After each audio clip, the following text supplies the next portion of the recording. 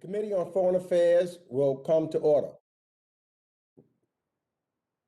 Without objection, we are glad to welcome our colleague, the Chair of the House Financial Services Committee, the Honorable Representative Maxine Waters, to participate in today's hearing after our members have had their opportunity to participate and question the witnesses.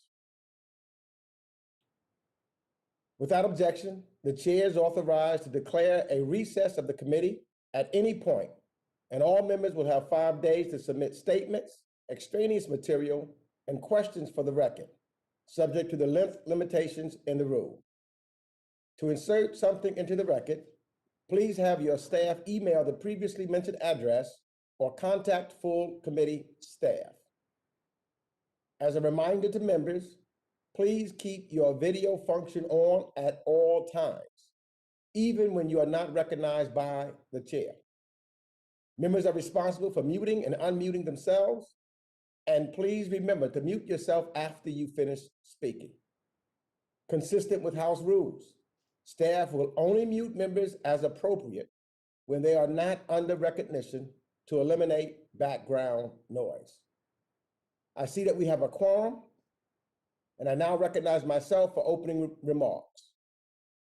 Pursuant to notice, we meet today to hear from distinguished witnesses on their policy recommendations on Haiti for the Biden administration. It has been more than 11 years since Haiti suffered the devastating earthquake that killed hundreds of thousands, displaced more than 1 million people, and cost billions of dollars in damage. I am grateful that there is a continued U.S. assistance to Haiti, and I'm inspired by the resilience of the Haitian people. We must sadly recognize that the situation in Haiti has continued to deteriorate in the decades since the earthquake. Moving forward, we must be frank with ourselves and with the Haitian people as we assess the strengths and the shortcomings of our assistance programs in Haiti. Today, Haiti faces a multi-pronged crisis. President Moïse has ruled by decree for 14 months. Top government officials have been sanctioned by the U.S. government for committing human rights violations. And Haitian parents are afraid to send their children to school or travel to work, not just because of the pandemic, but because kidnapping and gang violence has spiraled out of control.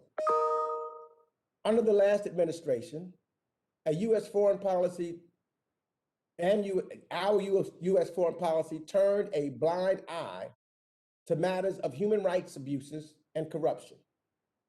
We witnessed the Haitian government cover up corruption allegations, clamp down on the rights of journalists, and violently break up peaceful protests with virtually zero condemnation. With the Biden administration, America is once again willing to speak out against these actions, but there will be little time to waste. In the first year of President Biden's term, Haiti is slated to hold a constitutional referendum, as well as a parliamentary and presidential elections. How the United States responds to these challenges early on will play a pivotal role in establishing buy-in and trust from Haitian civil society and the Haitian people at large. However, the solutions to the crises in Haiti will not come from Washington, New York, or Geneva.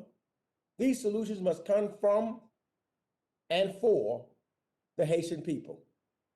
As members of Congress, we must listen to the Haitian civil society as well as our constituents in the Haitian diaspora. I'm proud to have a vibrant Haitian community in my district of Southeastern Queens, New York, and I value the perspectives they share. We must work multilaterally to elevate those voices and take seriously their concerns. One concern I hear frequently is skepticism about Haiti's readiness for elections.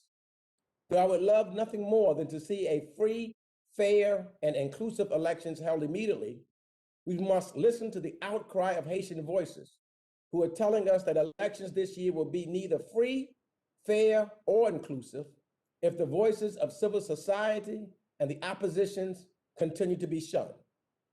Instead of focusing on holding a constitutional referendum that many in Haiti and in the international community have denounced as unconstitutional, President Morse must take the initiative and begin serious dialogue to discuss what a peaceful transition of power can look like. I have called on the Biden administration to recognize that holding elections for election's sake in Haiti will lead to the same outcome as in the 2015 election. In order to move away from the political paralysis that has gripped Haiti over the last few years, the Haitian people need to believe that their voices matter. Finally, I want to reiterate my concerns that several of my colleagues and I expressed to Secretary Mayorkas last month. It was about the continued expulsion of Haitian migrants under Title 42 of the Public Health Services Act. Last month, at least 966 Haitians were deported to Haiti, the vast majority of which were Title 42 expulsions, without any asylum, no screening whatsoever. Given all of the challenges Haiti already faces, it is untenable for the United States to continue expelling Haitian migrants under Title 42. The problems Haiti face are complex and are only getting more challenging. These difficulties will require a new approach from the Biden administration with active engagement from Congress, particularly this committee. An increased collaboration with Haitian civil society, the Haitian American diaspora, and important regional partners like CARICOM. In my capacity as chair of this committee, I'll be working to make sure this administration works closely with Congress to do what is the best for the people of Haiti. I look forward to hearing from our distinguished witnesses on how we can make that happen. And I want to thank Ranking Member McCall for his partnership in addressing this important topic. Now, I will be submitting for the record a document from the government of Haiti. And I want to be clear, this document does not reflect my views nor my assessment of recent events.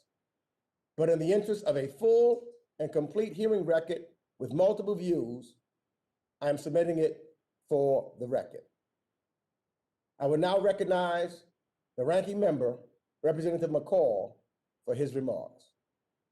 Thank you, Mr. Chairman, and thank you for holding this hearing on a critical issue in the Western Hemisphere. Haiti is facing a political, economic, and humanitarian crisis with its current president, Jovenel Moise, ruling by decree for over a year. And while this is legal, it complicates the situation further. Current events highlight the fragility of Haiti's democracy. And sadly, Haiti has struggled consistently with political instability, extreme poverty, corruption, and other endemic challenges since its transition from dictatorship to democracy in 1987. Haiti's progress has also been hindered by natural disasters like the 2010 earthquake and Hurricane Matthew in 2016. Haiti remains the poorest country in the Western Hemisphere, where nearly 60% of the population lives below the national poverty line. As a result of the COVID pandemic, Haiti's economy has contracted by an estimated 4%. I'm also concerned about the alarmingly high levels of crime and violence in Haiti and reports of local gangs, human rights abuses, and systemic corruption, which are rampant. And I worry about the capacity of Haiti's justice system to fully investigate and hold criminals accountable. No matter how difficult the situation, the United States remains committed to supporting the Haitian people. Haiti is the second largest recipient of U.S. assistance in the Western Hemisphere, receiving over $180 million in FY20. These funds are used primarily for emergency food aid and distribution, global health programs, education, and security assistance. U.S. assistance has also helped build the Haitian National Police into a professional security force, and we should continue to support its development. However, given the continuing challenges facing Haiti, I think it's fair to ask how effective our assistance has been and explore how our aid can achieve the desired outcomes. I also want to recognize the government of Haiti for maintaining diplomatic ties with Taiwan and standing with the U.S. and the international community and acknowledging the fraudulent nature of the legislative elections organized by the Maduro regime in Venezuela last year. I commend them for taking these principled positions. It's important for us to pursue policies that support the Haitian people in their efforts to address serious challenges they are facing. So I look forward to hearing from our witnesses today. And with that, Mr. Chairman, I yield back. Thank you, Representative McCall. I'm honored to have a distinguished panel, 4 excellent witnesses joining us today for our hearing.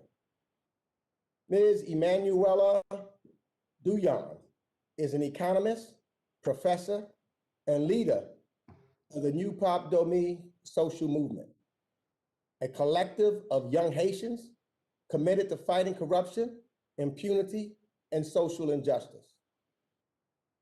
Ms. Guerline Joseph is the co-founder and executive director of the Haitian Bridge Alliance, which elevates and empowers Haitians and other Black immigrants from the Caribbean and Africa through advocacy, organizing, and social and cultural programs. Ms. Rosie Kessner Auguste serves as program manager for the National Human Rights Defense Network, a national institution based in Haiti that advocates for the respect of human rights and conducts oversight on state institutions. And finally, Ambassador Pamela A. White. She's an American diplomat who served as U.S. Ambassador to Gambia from 2010 to 2012 and U.S. Ambassador to Haiti from 2012 to 2015. I thank you all for joining us today, and I look forward to your testimony. Witnesses will have 5 minutes to deliver your opening remarks. We will also have an interpreter for one of the witnesses, and I will make allowances to account for time used for interpretation. I will gently tap my gavel when you have 30 seconds left so that you may conclude your testimony. Without objection, your prepared written statements will be made part of the record. I now recognize Ms. Emanuela Douillon for 5 minutes. Thank you, Chairman Meeks, Ranking Member McCall, and members of the committee. I want to thank you for holding this hearing during a critical moment in Haiti's history. My name is Emanuela Douillon, and I'm honored to be here on behalf of NUPAP DOMI, a collective of engaged Haitian citizens in the struggle against government corruption and impunity. Today is not the first time the United States Congress or his committee has held a hearing to assess U.S. policy in Haiti and gather recommendations. However, we see the present situation as fundamentally different. Today, I'm hopeful that the Haitian people are on the verge of a new era, one with new actors and a clear roadmap to end all practices that perpetuate crisis after crisis and that can instead lead to the real change the Haitian people deserve. In Haiti, we are hopeful that the administration of US President Joe Biden will also break with the past and instead listen to the voices of civil society. In my written testimony, I describe the current crisis and provide a couple of recommendations that I summarize here. We believe that the Biden administration and US Congress should take the following actions. The US should recognize that the situation in Haiti today as a struggle by the Haitian people to take ownership of their government and build democracy, not simply a fight between politicians for power. The US should not be supporting Jovenel Moïse, who is a threat to Haiti's institution and the rule of law, because of his tolerance for impunity and unconstitutional and authoritarian acts, including preparation of a constitutional referendum in violation of the amendment process set forth in the Constitution, the appointment by decree of a provisional electoral council whose members are not sworn in as legally required, the recent dismissal and subsequent replacement of 3 Supreme Court judges, attempt to undermine the controlling power of the Court of Auditors, absence of political will to hold accountable those involved in massacres such as the La Saline massacre and several killings that happened during President Moses' term, including the devastating assassination last year of the president of the Bar Association of Port-au-Prince, Montfeuille Dorval. His continued effort to grab power, whatever the cost, and clear attempt to consolidate power with no checks and balances, including the replacement of elected local officials by people accountable to him only, and unconstitutional decrees that raise serious concerns. The US government must recognize that in the current context, with state sponsored gang violence, human rights abuses, increasing authoritarianism, and unconstitutional and illegal provisional electoral council, and the failure to register voters, free, fair, and credible elections cannot be safely conducted within this year. It is simply not possible. The recurrent electoral crisis and subsequent political crises have eroded citizens' faith in their governments. Rather than take sides in a constitutional dispute, it will be more helpful to listen to and offer solidarity with the Haitian people, who no longer recognize Jovenel Moïse as their president, even before his constitutional mandate ended, after years of calling on him to resign, following reports from the Court of Auditors proving his involvement in the Petro-Caribe corruption scandal and his other deeply concerning human rights abuses. Corrupt, incompetent, and authoritarian officials should never be allowed to stay in power beyond their term in the name of democracy. The US government should recognize that past foreign-led attempts aimed to strengthen democracy in Haiti have not led to progress and have even been counterproductive. It is time to follow the leader of Haitian civil society in determining when to support elections in Haiti and respect their current effort to solve the crisis as they want to. Specifically, by organizing a non-partisan, non-corrupt, consensus-based team of civil society and political actors capable of ensuring the governance of the country, filling the institutional void at the head of the country since the end of President Moses' constitutional mandate on February 7, 2021, and restore democratic order. The US to investigate money laundering and arms trafficking, human rights abuses, and other illegal acts by Haitian officials and private sector leaders and apply sanctions, including under the Global Magnitsky Act where applicable. It is time to send a clear signal to those who are squandering state resources with impunity and those who continue to shed blood and violate human rights. The United States should support Haitian civil society's call for the immediate release of those arrested on February 7, 2021, and not give credence to the government's narrative, given the lack of credible evidence of a coup attempt. To conclude, I want to state clearly that the people of Haiti are resolute in their desire for a true democracy, a democracy that works for all, and need to be able to count on the support of their friends and partners, including the US government in this pursuit. Thank you very much, and I look forward to your questions. Thank you. Ms. Gerline Joseph, you're now recognized for 5 minutes. Good morning. Thank you so much for having me. My name is Gerline Joseph. I am the co-founder and executive director of the Haitian Bridge Alliance. The Haitian Bridge Alliance Hard to hear. direct services, advocacy, organizing on behalf of Black immigrants from the Caribbean, including Haiti, from the Afro-Latinx community, and our brothers and sisters from Africa. Today, it is with a saddened heart that I am before you. As we are speaking, there is a flight to Haiti carrying asylum seekers who have made a dangerous journey coming to our borders to ask for asylum. Today, this morning, as we speak, over 129 people are on a flight to Haiti, including what seems to be a newborn baby just a few days. It is unconscionable for us as a country, as a people, as this great United States of ours, to continue the cruel, inhuman practice and lack of records to the lives of those most vulnerable. As we stand today, with all the faith, with all the hope, as we heard from my colleague, Emmanuel, the situation on the ground in Haiti, we understand that for too long, we have been silent. The partnership between Haiti and the United States needs to be better. We understand that too many lives are at risk. We understand that this cannot continue.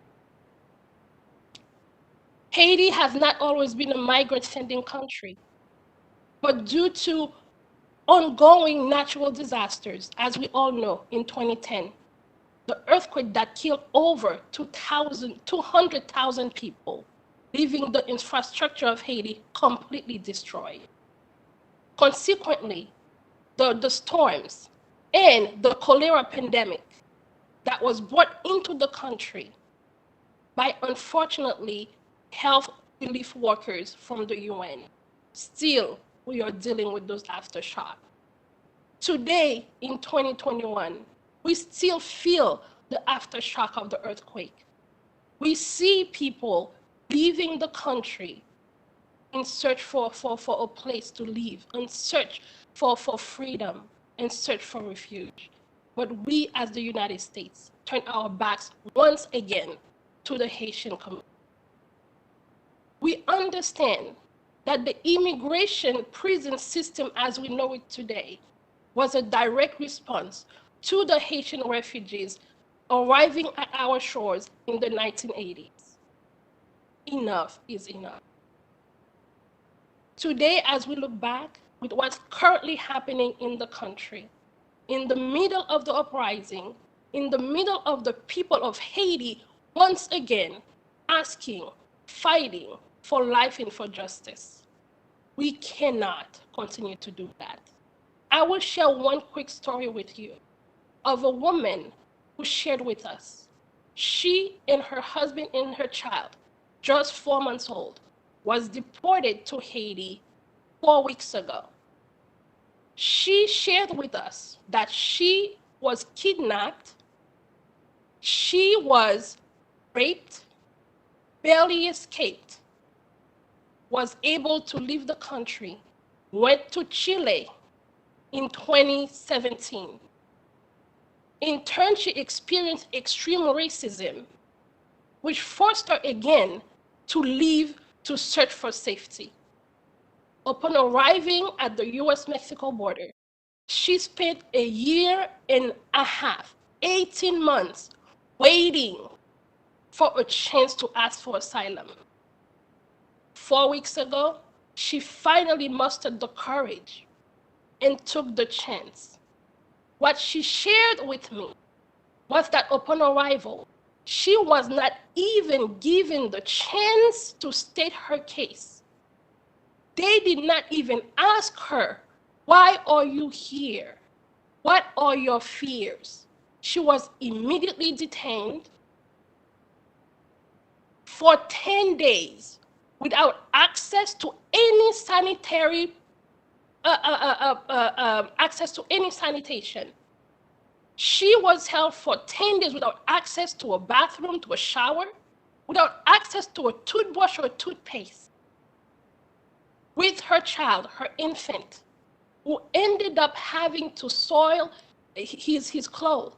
And she was denied access to change the infant's clothes and denied access to change her own clothes. At 4 a.m. in the morning, she was awakened and told to come to get breakfast, which happened to be a bean burrito. When asked, can I leave my child to sleep because it's too early and it's cold? They told her no. She pled with them. They told her that these are her words. If you don't bring the baby, we will drag her out. So these are the conditions that we see Black immigrants, Black asylum seekers, specifically Haitians, being treated as they come and ask for asylum. And we hear the conditions, we see the conditions in Haiti. So we are asking, we are demanding that we protect those lives. We are demanding that we stop the deportation and expulsions to Haiti immediately. We are asking that the flight that left today be returned to the United States with that infant, with those children, with those people. Thank We're you. asking for Thank you. redistribution too of CPS to Haiti. Thank you so much. Thank you. I now recognize Ms. Auguste for 5 minutes. Président Mix, Ranking Member McCall, membre de la Chambre des représentants des États-Unis, membre de la Commission des affaires étrangères. Chairman Mix, Ranking Member McCall, members of the United States House of Representatives, members of the Foreign Affairs Committee. Bonjour, mon nom est Rosie Auguste du Sénat. Je suis avocate et responsable de programme au Réseau national de défense des droits humains. Good morning. My name is Rosie Auguste du Sénat. I'm a lawyer and program manager for the National Network for the Defense of Human Rights. Merci de nous offrir cette opportunité de partager avec vous des informations précises relatives à la situation de négation des droits humains qui sévit en Haïti. Thank you for giving us the opportunity to share with you accurate information about the human rights violations that are taking place in Haiti. Nous vous présenterons une version raccourcie de notre témoignage qui a déjà été soumis au comité et qui est disponible pour tous ceux qui seraient intéressés. We will present an abbreviated version of our testimony that has already been submitted to the committee and is available to anyone who's interested. Depuis 2017, les organisations de droits humains n'ont cessé de dénoncer ce qui se passe en Haïti. Since 2017, human rights organizations have continued to denounce what is happening in Haiti. Cependant, en dépit de ces dénonciations, l'administration américaine, l'OEA et l'ONU ont toujours accordé leur appui inconditionnel au président de facto, Jovenel Moïse, au détriment du peuple haïtien. However, despite these denunciations, the U.S. administration, the OAS, the UN has always given their unconditional support to the de facto president, Jovenel Moïse, to the detriment of the Haitian people. Et aujourd'hui, la République d'Haïti est dirigée par un seul homme qui s'est octroyé les attributions des pouvoirs législatifs et judiciaires en plus de celles du pouvoir exécutif. Today, the Republic of Haiti is ruled by one man who has granted himself the power of the legislative and judicial branches in addition to those of the executive branch. Pour trois raisons principales, les élections ne peuvent avoir lieu en 2021 en Haïti. There are three main reasons why elections cannot be held in Haiti in 2021. Premièrement, l'État haïtien est dans l'incapacité de délivrer les cartes électorales. First of all, the Haitian state is unable to issue the electoral cards to voters. Deuxièmement, le Conseil électoral est illégitime. Ses membres n'ont pas prêté serment par devant la Cour de cassation et il est doté de mandat inconstitutionnel d'organiser un référendum. The Electoral Council is illegitimate and its members have not been sworn in by the Haitian Supreme Court, and it has an unconstitutional mandate to organize a referendum. Troisièmement, l'insécurité ne permettra ni aux candidats de mener campagne, ni aux électeurs de voter sans contrainte le jour du scrutin. The current insecurity will not allow candidates to campaign or voters to cast their ballot without constraint on election day. En effet, l'insécurité dans laquelle patauge le pays est caractérisée par des actes attentatoires aux vies et aux biens. Indeed, the insecurity in the country is mere and characterized by acts of violence against life and property. Pour l'année 2020 seulement, plus de 1085 personnes, dont 37 policiers, ont été assassinés. In 2020 alone, more than 1,085 people, including 37 police officers, were assassinated. En janvier et février 2021, au moins 65 personnes sont assassinées, dont 3 policiers. In January and February 2021, at least 65 people were murdered, including 3 police officers. En juin 2020, les gangs armés se sont fédérés avec la bénédiction du pouvoir en place. In June 2020, the armed gangs federated with the blessing of the current government. Et ils sont suffisamment influents pour nommer un directeur à la Caisse d'assistance sociale, exiger et obtenir la révocation d'un ministre. They are influential enough to appoint a director to the social assistance funds. The gang demand and obtain the dismissal of a minister. De 2018 à 2020, au moins 10 massacres ont été perpétrés à Port-au-Prince, occasionnant l'assassinat de 343 personnes, la disparition de 98 autres et le viol collectif de 32 femmes. From 2018 to 2020, at least 10 massacres were perpetrated in Port-au-Prince, resulting in the assassination of 343 people, 98 others disappear, 38 women gang raped, 251 enfants sont devenus orphelins. 251 children became orphans.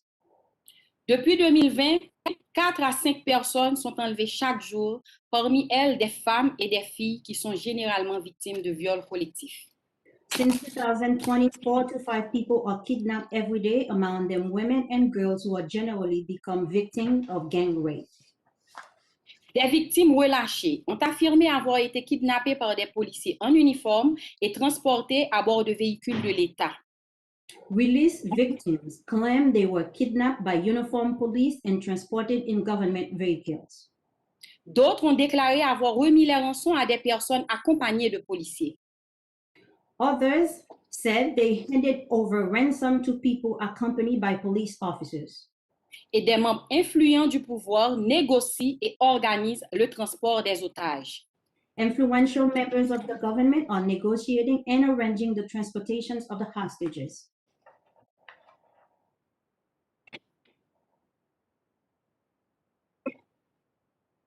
Par ailleurs, le pouvoir judiciaire haïtien est complètement dysfonctionnel. Furthermore, the Haitian judiciary system is completely dysfunctional. Les impacts de ce dysfonctionnement sont énormes sur la population carcérale, dont plus de 84% sont en attente de jugement. The impact of this dysfunctionment is enormous on the prison population, more than 84% of whom are awaiting trial. Les manifestations antigouvernementales sont systématiquement réprimées, alors que celles organisées par les gangs armés sont sécurisées par la police. Anti-government demonstrations are systemically repressed, while those organized by armed gangs are secured by the police. Malgré la fin de son mandat depuis le 7 février 2021, Jovenel Moïse refuse de partir. Today, despite the fact that his mandate ended on February 7, 2021, Jovenel Moïse refused to leave office. Entre-temps, il contrôle le pays Meanwhile, he controls the country avec son agence personnelle d'intelligence, sa coalition de gangs armés, with his personal intelligence agency, his coalitions of armed gangs, une brigade créée pour surveiller les aires protégées transformée en milices armées, a brigade created to monitor protected areas transformed into armed militia, une unité spécialisée de la police créée pour sécuriser les présidents mais acquise à sa cause, a specialized police unit created to provide security for the president, but now this unit is committed to his cause, une armée remobilisée et une police affaiblie et politisée. a remobilized army, a weakened and politicized police force. Sur la base de ce que nous venons de partager avec vous, nous demandons à l'administration Biden Based on what we have shared with you, we call on the Biden administration to d'écouter et de respecter les revendications de la société civile et reconnaître la fin du mandat de Jovenel Moïse. listen and respect the Haitian civil society's demand and recognize that the mandate of former President Jovenel Moïse has ended. De ne plus supporter un processus électoral qui débouchera à coup sûr sur une instabilité politique. Stop supporting an electoral process that will lead to political instability. De supporter au contraire des élections libres, honnêtes, avec un conseil électoral légitime issu d'un accord politique. Instead, support free and fair election with a legitimate electoral council resulting from a political agreement. De se démarquer du processus devant aboutir au référendum inconstitutionnel. The US government must distance themselves from the process of an unconstitutional referendum. De poursuivre les membres de ce régime impliqués dans des violations de droits humains, la corruption et le blanchiment des avoirs sur le sol américain. prosecute members of this regime involved in human rights violations, corruption, money laundering on American soil, d'enquêter sur les armes illégales en provenance des États-Unis et circulant sur le sol haïtien, car ces armes aggravent l'insécurité et sèment la terreur dans les cœurs des Haïtiens. investigate the flow of illegal weapons from the US, which are easily smuggled into Haitian territory. These weapons amplify the insecurity and strike fear in the hearts of every Haitian. Merci beaucoup. Nous sommes à votre disposition pour vos questions. Thank you very much, and I look forward to your questions.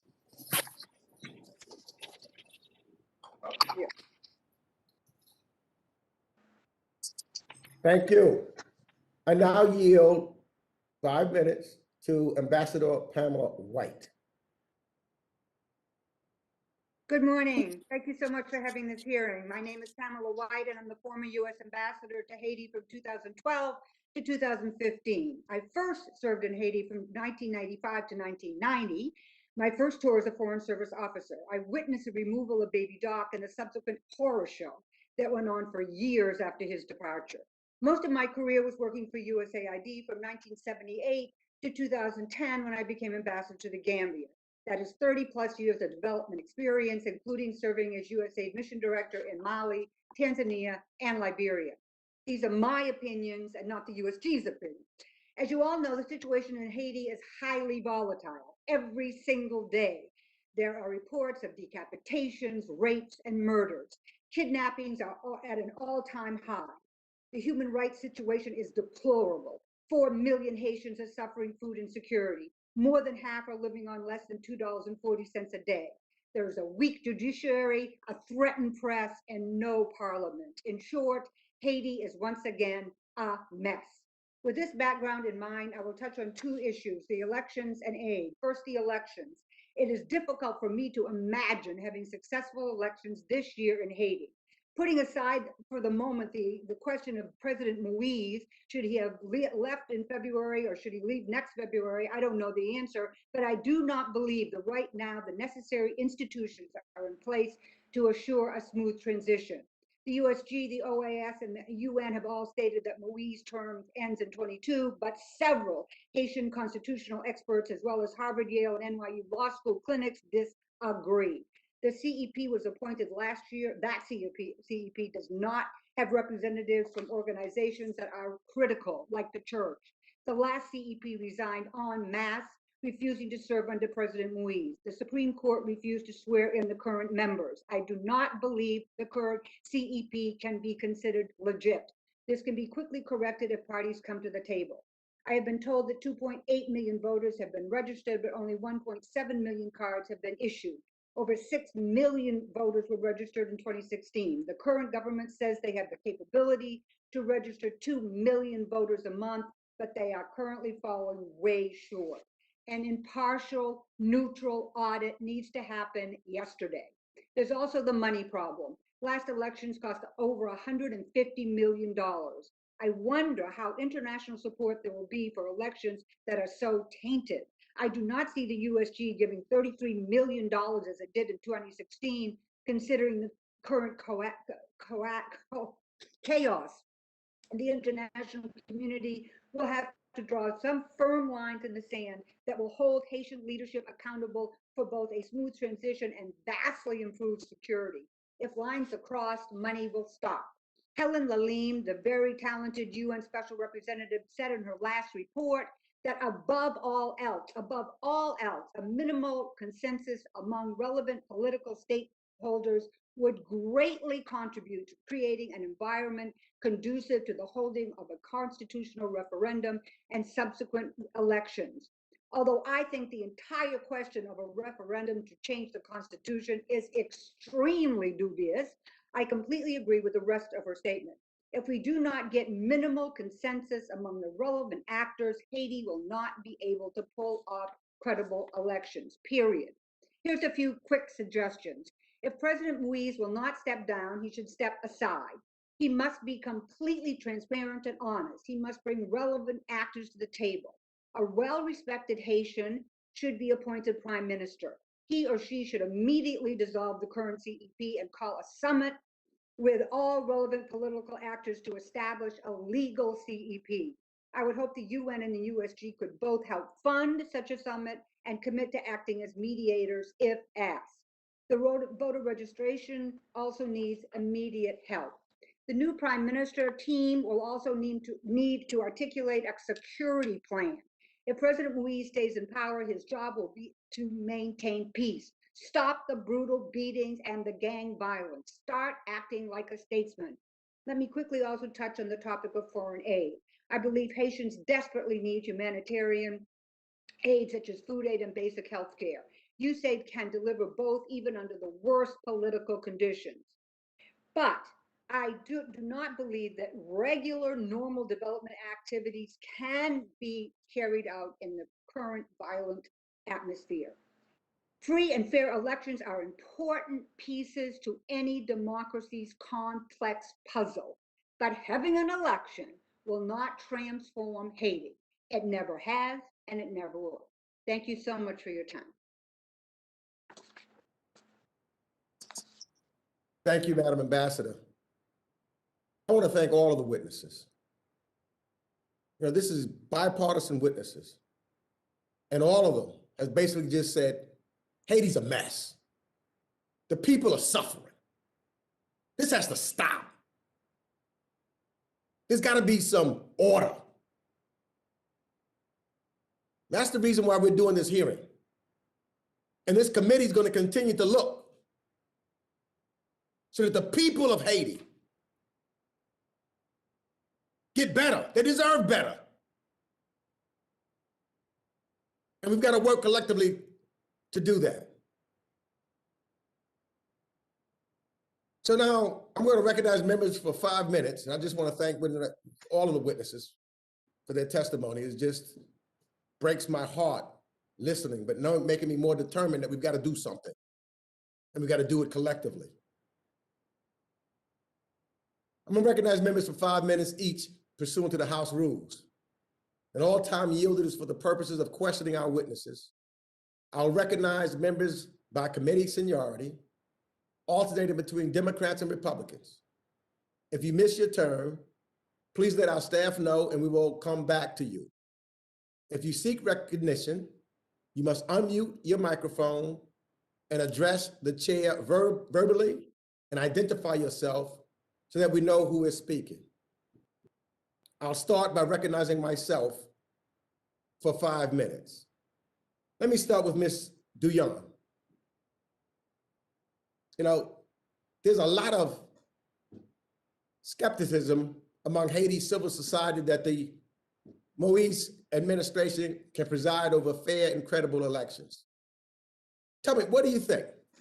Do you consider the current Provisional Electoral Council to be independent, legitimate, and able to administer free, fair, and credible elections? Thank you, Chairman Meeks. I don't recognize this CEP as legitimate to organize election. First of all, the way it was constituted, it doesn't reflect the Constitution, and the people who are involved were not sent by key sectors of civil society in Haiti. It wasn't presented at the Supreme Court like it was supposed to do. This is an illegal CEP, and there is no way this CEP could organize fair, credible elections. Thank you. Madam Ambassador White, do you agree? 100%. Now, let me ask also, what role do you believe the multilateral groups like Core Group or CARICOM and other interested parties in the international community should play in Haiti? And how can the United States best engage with our international partners so that we, the international, are speaking with one voice, not divided? No, we can't be divided when it comes to Haiti. We've got to all speak with one voice and be clear about it. Are you speaking to me still? Yes. Yes, thank you, Chairman. The core group is essential to come together and speak with one voice. You're absolutely right. The United States government has always been, if not the leading voice, certainly one of the leading voices on that core group, because no one gives more to Haiti than the United States of America. in many, many ways, not just monetarily. But I think that the leadership we need to have at that core group meeting, we need to have a clear view of how we are going to articulate our policy for the next 18 months at least. And I think your leadership can help them define how to move forward. Because as I said in my statement, we need to have clear lines in the sand. If this doesn't happen, the money stops. We need to look at what our policies are going to be. I was reading about the UN and the US and the OAS all saying that they support Moise to stay for another year, but I didn't hear what the conditionality for that was. And I'd like to hear that articulated. Thank you. Ms. Joseph, what about this constitutional referendum? Now, I've heard that part of the Constitution needs to be reformed, but what are your thoughts? Should there be a referendum in June, or should it not be? Are the people ready? Give me your thoughts on a constitutional referendum. Chairman Meeks, as a Haitian American woman, witnessing what's happening in the middle of this chaos, as you just heard from all those people, all those witnesses, for me, the answer is no. I do not believe a referendum for the Constitution right now is something that is going to make the changes that are needed. If the Constitution as is not being respected, what change will come from having a referendum in June, in less than 6 months? So my answer is no. I think we should continue to push for a free elected, a system in Haiti. At this moment, I personally do not think a referendum for the Constitution in June is warranted. Thank you. And let me real quick go back to Ms. Douillon. What about this influx of returning Haitian, I think you would testify to that, of Haitian immigrants? How does that impact the Haitian economy, especially given a loss of remittances dollars, et cetera? What are some of the alternatives that you think that we should be looking at in the Biden administration other than deportations?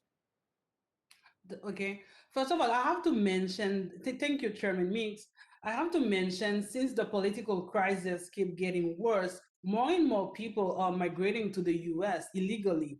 And with COVID-19 and other problems, we've witnessed somehow a decrease in the amount of remittances that are being sent in Haiti. At some point with the checks, it increased, but later it decreased. But with the current economic situation in Haiti, even the same amount that the people used to send in Haiti is not enough. And with deportation, it's not going to help Haiti, because those people who fled, they were like fleeing the worsening living condition in Haiti, and sending them back in with an increase in crime level and a surge of kidnapping. I don't think it is the best thing to do for Haiti right now. And also, this is why it is urgent to restore peace and democratic order in Haiti, so we are not dealing with this kind of situation. Thank you. My time has expired. I now recognize the ranking member, McCall, from the great state of Texas. I thank the chairman from the great state of New York for his acknowledging me. Let me just first say, I agree with the chairman. These stories have been very compelling and quite honestly, very sad. It's a sad state of affairs. And I think that, Mr. Chairman, thanks for holding this hearing. I think it's called this to the light of members that had no idea that Haiti was in such bad shape. And I think we have a responsibility to do something about it, as does the United Nations and the OAS as well. My first question is to Ambassador White. In Mexico, we had the Merida Initiative, where we had financial assistance tied to metrics regarding governance and rule of law to help better shape the situation. And from the testimonies I heard, there really is no rule of law in Haiti right now. Can you tell us how we could effectuate this assistance better to get the situation under control. Yeah, thank you so much for your question. I think we need, as I said again, however you want to call it, I call it drawing lines in the sand, but we need a very clear map of what we are expecting out of government in Haiti. And if we don't get what the minimum that we're expecting out of the government of Haiti, we need to have some conditionality. And I was explaining this the other day to one of my friends, and I was saying that the word conditionality linked to aid became a very dirty word in the late 1990s and early 2020s. It was like, give them the money, it's their country, let them do what they want to do. And I always believed, as being you say director, that no, you have to have conditions to aid. You as taxpayers expect something to come out of their hard-earned money, and we have to articulate exactly what that is, and that needs to happen. Well, I could agree with you more, and I think the taxpayers deserve that and want that. And otherwise, if you pour money into a corrupt government or system, it's not going to get the results that you're looking for, and then therefore waste the money. Let me ask you about the Haitian National Police. Previously, the military seemed to control, and there's a lot of corruption with the military in Haiti. And they one of the reforms I think that has been more positive is the Haitian National Police. Do you agree with that? And should we be doing more to help them? Yes, when I left Haiti in 2015, let me tell you, I was very proud of the Haitian National Police. They had a good reputation. They were working with a lot of our people from South Palm and from different police forces in the United States, which were a great partnership. And I think that in New York, yes, New York, especially New York, by the way, Chairman Meeks, and I thought they were an organization that was relatively not corrupt and did a really good job with very little resources. I think we need to put more resources in the National Police, and I think we need more of that mentoring. I don't know if it's still ongoing, but we need more of it, because I've heard from my many Haitian friends that at least big portions of the police are becoming more and more corrupt, and that's really sad, because they were a very decent organization. Yeah, I think we need to focus on that too. My last question to anybody on the panel. I think this election, one of the testimonies was $150 million to have a election down there. OAS is involved, United Nations and the United States. How can we use that $150 million wisely? And I don't think the president's going to step aside until his term is done. And I know, Ambassador White, that was your first premise, but I don't think that's going to happen. So short of that, what do we do with the $150 million to make sure this is free and fair to the most extent we can? Thank you, Ranking Member Markle. If you allow, I want to answer this question. Sure. First of all, about the term of the president. His term ended last February 7, and about election with that amount of money, I think it will be better for the international community and anyone interested in funding election in Haiti to wait until fair election can happen in Haiti. At the present time, there is no possibility that we can have fair, credible, inclusive elections. If anyone spends money on organizing elections now, it will only lead to another crisis, because people won't be able to participate. And we have a very low turnover in the last election. Less than 30% of people participated in those elections.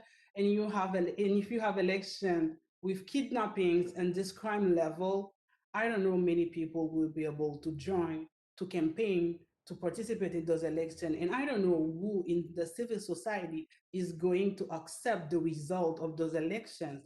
And even if you spend this amount of money, I don't trust this government to be able to organize election when they can't even manage gas shortage in the country. How could they organize election? I don't trust them to do that. Well, thank you, Emmanuel. I think that is the answer. I don't think we can have free and fair elections with the current president in office. And until he steps down, perhaps we should not be having an election until that time. It seems to me. So thanks for that clarification. That's I think, very helpful testimony. And thank you, Mr. Chairman. I yield back. Thank you. I now recognize the chair of the subcommittee on the Western Hemisphere, Civilian Security, Migration, and International Economic Policy, and all the work that he's been doing on the subcommittee, particularly as it's focused on Haiti, Representative Albiol Ceres of New Jersey, for 5 minutes. Thank you, Mr. Chairman. I'm glad that you are holding this as a full committee hearing because I see a lot of people are participating in this process and people need to know what is going on in Haiti. You know, I visited Haiti a few years ago and I met with the president. And back then, he told me point blank that he wanted to revive the military. And I said to him, with the needs that you have in this country, why would you want to revive the military? I said to him, look, Costa Rica doesn't have an army and they're thriving. Why do you feel that Haiti needs an army? He said, well, it's the Constitution. The other thing, we visited the National Police. They were doing a great job then. But it seems to me that this president, step by step, has been creating the military, get rid of judges, create his own center of intelligence so he can maintain himself in power. Now, my question to the panelists, how do we stop that? Because are the ambassadors of the country speaking up enough about it? Is the European Union speaking up about it? Are the neighboring countries speaking up about it? You know, we have invested a great deal of money in Haiti. And for this president to say that he needs a military, you know, to me, it was just ridiculous. So I was wondering, somebody can take that question? Do Young? I can certainly, Miss, Oui, s'il vous plaît, moi, qu'à répondre. can I answer? Merci en pile, Congressman Ceres. Et nous pensons que effectivement, question journée aujourd'hui, qui a soulevé là, c'est des questions qui sont très importantes. Today, the questions that are being raised are very important questions. Premièrement, il faut que nous disions que c'est le régime PHTK qui a décidé unilatéralement pour remobiliser l'armée. First, we must acknowledge that it was the PHTK regime that unilaterally agreed to remobilize the Haitian army. Or, comme nous connaissons, l'armée a été impliquée dans une bonne violation de droits humains et pas jamais gagné des poursuites qui étaient faites pour être capable de juger si là qui était impliqué dans la violation de droits humains. We also know the former Haitian army was involved in grave human rights violations. There was nothing done to hold those accountable against the crime they committed against the Haitian population. Deuxièmement, journée jodi a nous gagnons police qui lui-même qui affaibli parce que autorité l'État yo décidé pour yo renforcer gang armé yo au détriment de la police là. Today, we have a weakened police force because the government has decided to support armed gangs within the country instead of providing resources to the Haitian police. Okay. Gang armé yo, c'est yo même qui a par exemple que yo gagne suffisamment d'armes, yo gagne plus d'armes pour yo avec la police là. The current gangs we have in the country have more weapons than the police forces themselves. Well, other Ambassador White, can you tell me if other ambassadors... Et c'est même Jean Toul, on a parlé de questions qui ont rapport avec mandat. C'est même Jean-Tout, elle n'a parlé sur question qui a rapport avec mandat, par exemple, de président de facto Jovenel Moïse qui finit. Et journée aujourd'hui, clair, c'est constitution qui dit que mandat le fini. Et même calcul que l'ité utilisé pour te dire que mandat sénateur fini, c'est même calcul ça que société a utilisé pour lui tout pour dire que mandat le fini. Today, when we are talking about the mandate of former President Jovenel Moïse, he used the Constitution to say that the mandate of the parliaments ended. Today, the Haitian population is using the same calculation to say that his mandate has ended. All right. Ambassador White, can you just speak to the question of have other ambassadors spoken up about what is going on in Haiti?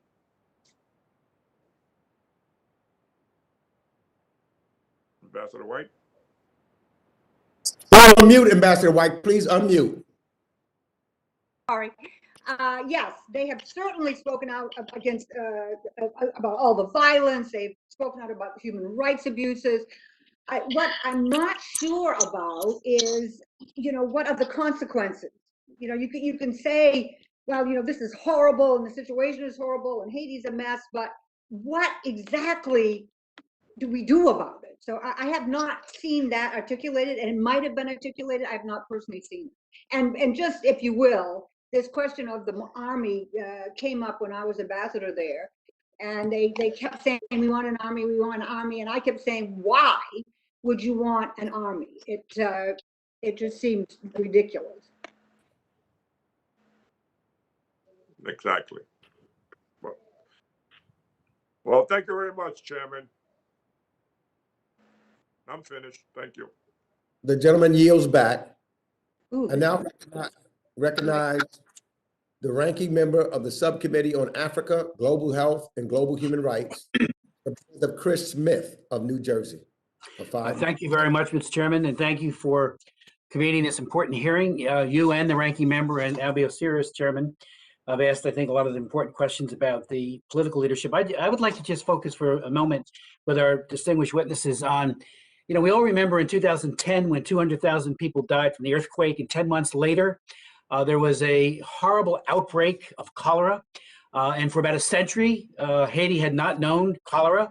And after a great deal of investigations, Ban Ki-moon finally came to the conclusion from an expert panel that it was brought to Haiti by the peacekeepers from Nepal. It was a strain that was found in Nepal, and their camp was so, unfortunately, unsanitary. Their waste led to contaminated water, and about 800,000+ people got sick. 10,000 Haitians died, and there were commitments made. I know CDC worked very hard on this, as did our U.S.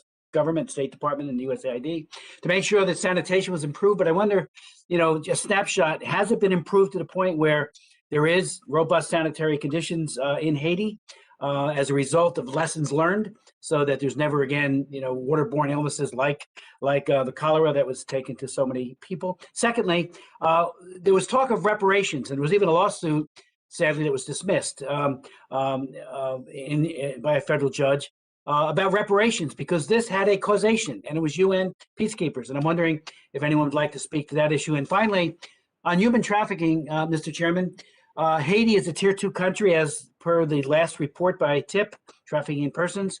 But there's a very, very ongoing serious problem of children being put into forced labor, domestic servitude. In 2014, Haiti passed a law, and I know the ambassador knows about that, on TIP.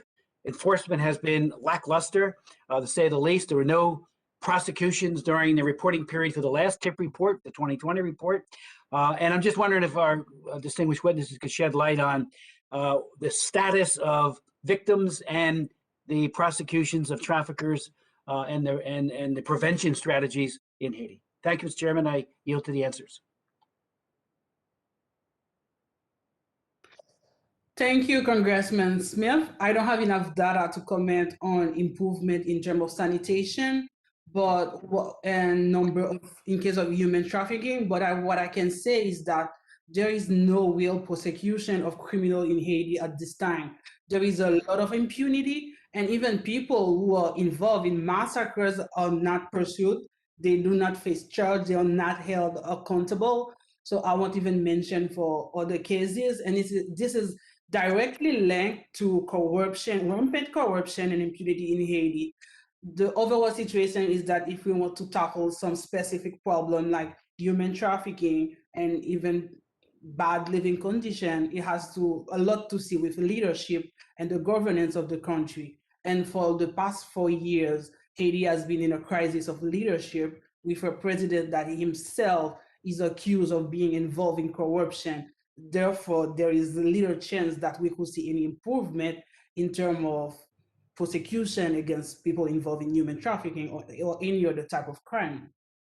Thank you, Emmanuel. Anybody else like to respond? Thank you so much, Emanuela. This is Berlin, Congressman Smith. The reality- Moi, t'aimerais répondre, s'il vous plaît. Merci en pile, le Congressman Smith.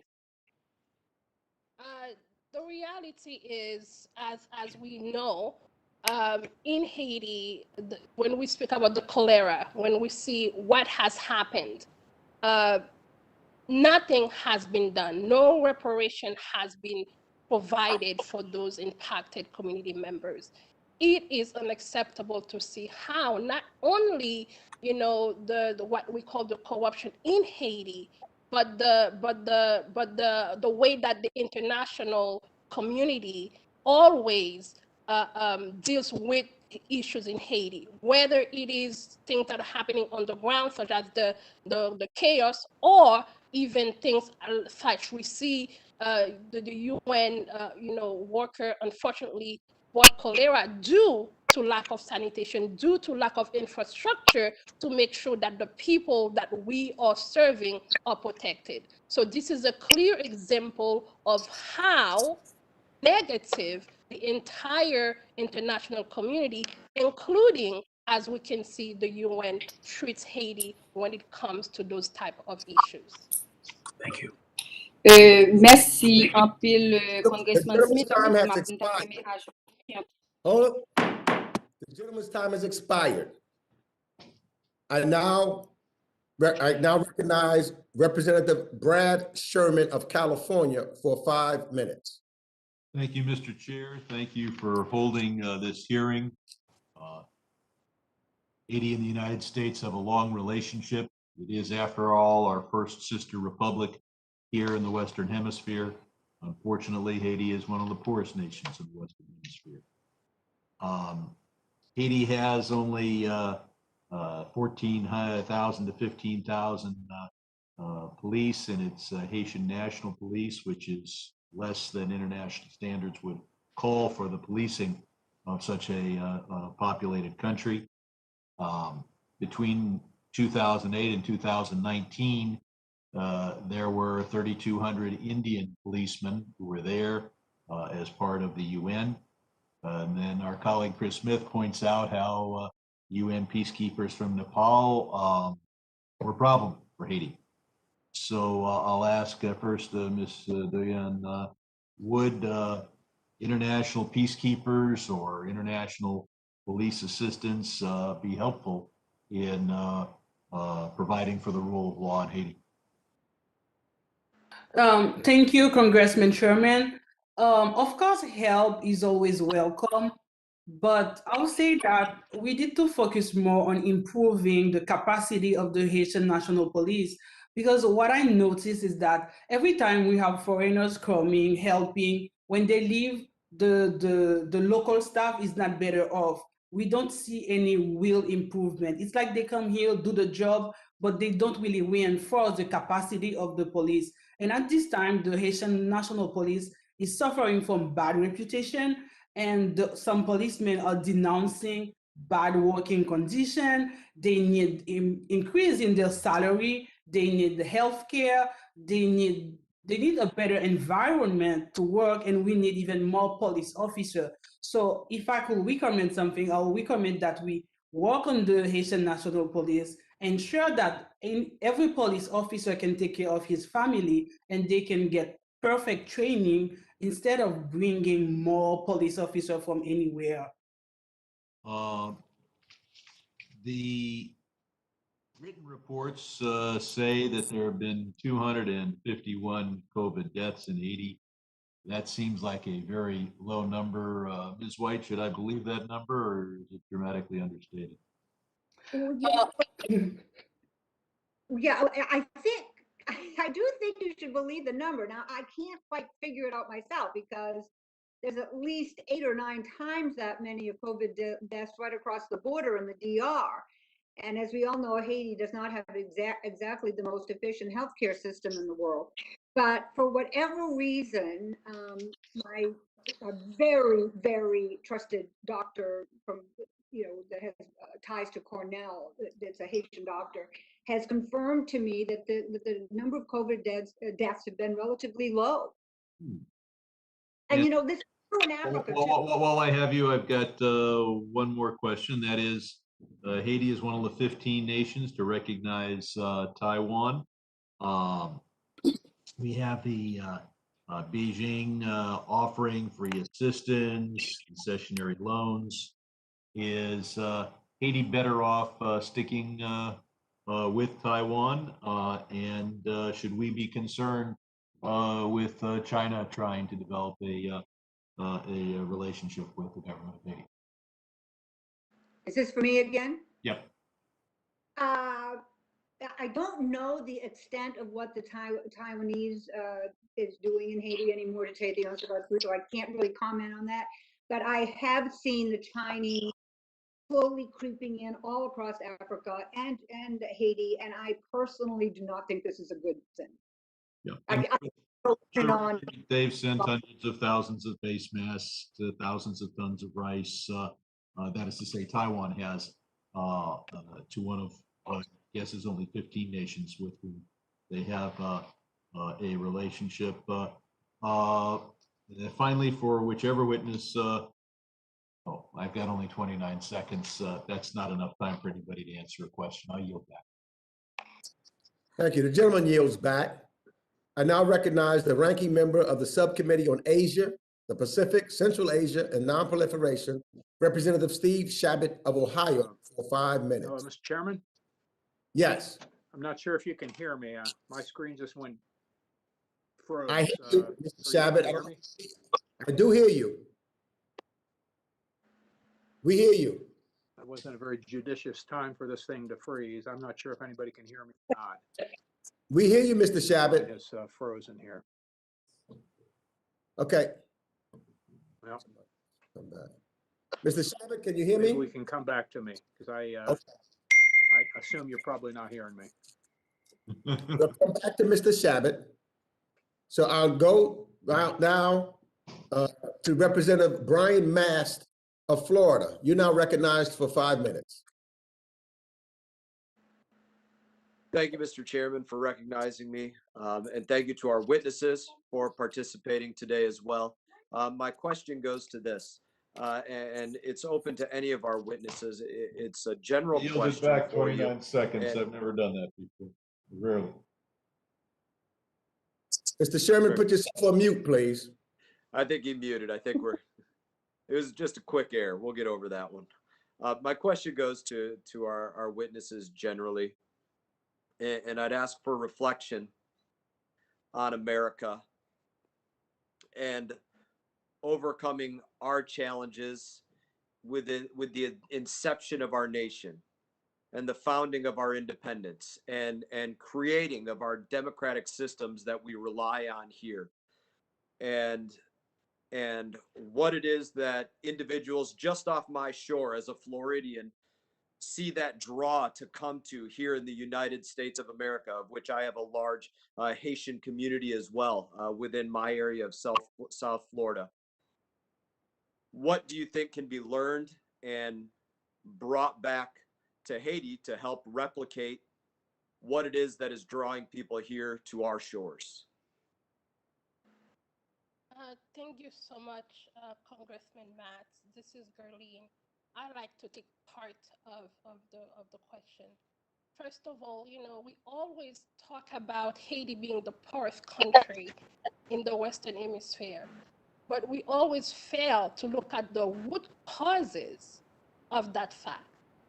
Going back 200 years within the relationships and the fact that from the very inception of Haiti, France forced with the international powers for Haiti to pay, because we freed ourselves, to pay France for lost wages of slavery that was created on our backs. So these are the very root causes of Haiti being in the state that it is. So we see from there the continued, inaction, misaction, and straight out abuse of Haiti, in Haiti, on Haiti. And we see that people leaving, as I previously mentioned, Haiti was not a sending country. Haiti was a receiving country, lighting the way for freedom, not only for Haiti, but other places. Haiti was the only country that provided citizenship for the Jews to escape so that they can get freedom.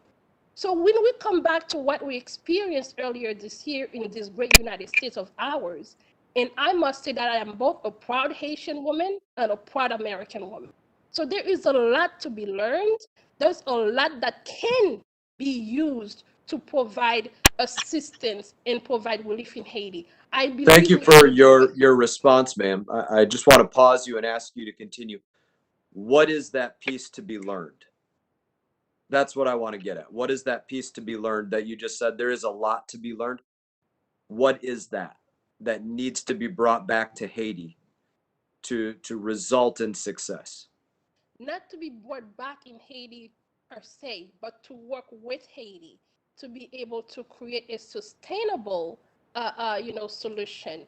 When we look into what we are experiencing here in the United States, how do we work with the Haitian people to implement those things that can be successful so that they themselves can be able to lead for themselves? Very important point. I want us to work with the Haitian people, and I think we do that very well. And there's definitely room for improvement, but I know as a Floridian, this is something that touches us very close to home. I would never, however, say that it's not more important, or rather that it isn't more important that Haitians individually within Haiti look in the mirror and say, we can't rely on America. We can't rely on France. We can't rely on others. We're hopeful for their assistance, but we have to look in the mirror and say, how do we do this? And that's what I hope we can really get to a root of, is what does Haiti have to look in the mirror and decide is going to occur there, whether they get the assistance from Haiti, from the US or anybody else. What is it that they can look in the mirror and do to correct what is missing there? And in that, Mr. Chairman, I thank you for the time, and I have nothing to yield back, but thank you for the time. Can I add something? Can I reply to that? Has expired. The gentleman time. Chairman allows you. No, I cannot. We got a lot of members waiting to ask questions. Because this is so important. We will get to it. I'll get it when someone asks you the question next, maybe Mr. Connolly or someone else. But I got to yield the time now to the president of the NATO Parliamentarian Assembly, Representative Jerry Connolly of the state of Virginia. Thank you, Mr. Chairman, and thank you to our panel. Part of this discussion, it seems to me, we've sort of ignored the American historical context with respect to Haiti. And Ms. Douillon, you may want to comment on that, as well as Ambassador White. The American history with Haiti is wretched. After brutal French colonialism was overturned, we refused to recognize a Black, formerly enslaved government in Haiti because it threatened slavery in America in the 19th century. We refused commerce. We denied them access to trade and investment credits, and helped impoverish the country and keep it impoverished. We've invaded the country. We've occupied the country. We've installed governments and taken down governments and reinstalled governments. And maybe I could start with you, Ambassador White, because surely you're aware of that historical perspective, but it's not like the current condition of Haiti is intrinsically dysfunctional. There are historic reasons why it is in the condition it's in, and a lot of it can be traced to American policy and intervention. Very little of it good over the panoply of history. So given that, shouldn't we tread a little lightly on things like conditionality and dictating terms of what Haiti needs to do?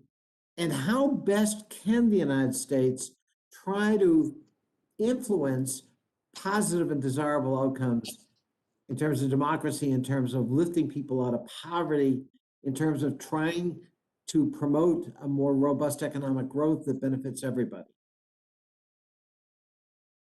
Ambassador White, and then Mr. Wyoming. Yeah, it's too bad we don't have 3-4 hours of discussion because it's a long one. But you're right. The history between the United States and Haiti is a love-hate affair and has been for a long time. I distinctly remember, like I was saying, in 1986 when a baby doc left. And I remember sitting in the embassy and the Ambassador Adams, who was a fabulous ambassador, but he said, we're going to have elections. And I remember saying, elections? There's no political party, there's no judiciary, there's no police except the Tonto Macoutes. How in the heck are we going to have elections? And I would go, that's what we do for a democracy. And I think, elections ever since have been, difficult. But I know this idea of conditionality is one that raises eyebrows, but I do think that if we are not saying clearly what it is we are expecting of the government of Haiti, then we don't have a roadmap, and we desperately need a roadmap. Now, we might be doing that. I am not in on any discussions. I'm not part of the core group. No one calls me from Haiti, my Haitian friends, but not my American friends for advice. So I don't know. We may be doing more of that, but they deserve to know what they're getting for their money. Thank you. Ms. Douillon, I know you wanted to respond to both Mr. Mass and hopefully my observation as well. Thank you, Congressman Connolly. I totally agreed with the fact you shared about the history between US and Haiti. And it's true that it has been complicated. And to reply to Congressman Mass' comment, Haiti is not waiting for the US, France, or any other country in the international community. We've already decided what we want to do. What we are asking is for the international community to listen and respect our choice. We have a president whose term ended last February. He has benefited from the support of the OAS, the US State Department, and despite the fact that most of Haiti civil society acknowledged that his term ended according to the Constitution. This is what we are facing now. And this is a perfect example of when we do not listen to Haitian, we cannot judge them later and blame them for the outcome. And it's also important to differentiate between the people who always stand for the country and versus the elected officials who are usually corrupt and are minding their own business and are defending their own interests, usually with the support of the international community, who is always saying that they are supporting institutions while they are supporting people who are often decried by their own population. This is the perfect case study now with Jovenel Moïse. For more than 2 years, people have been calling on him to resign. Now, we are not even calling on him to resign because his term ended. We call him to vacate office. And he has the support of the international community. We want to end with all those the corruption and impunity. We want to end with the old practices.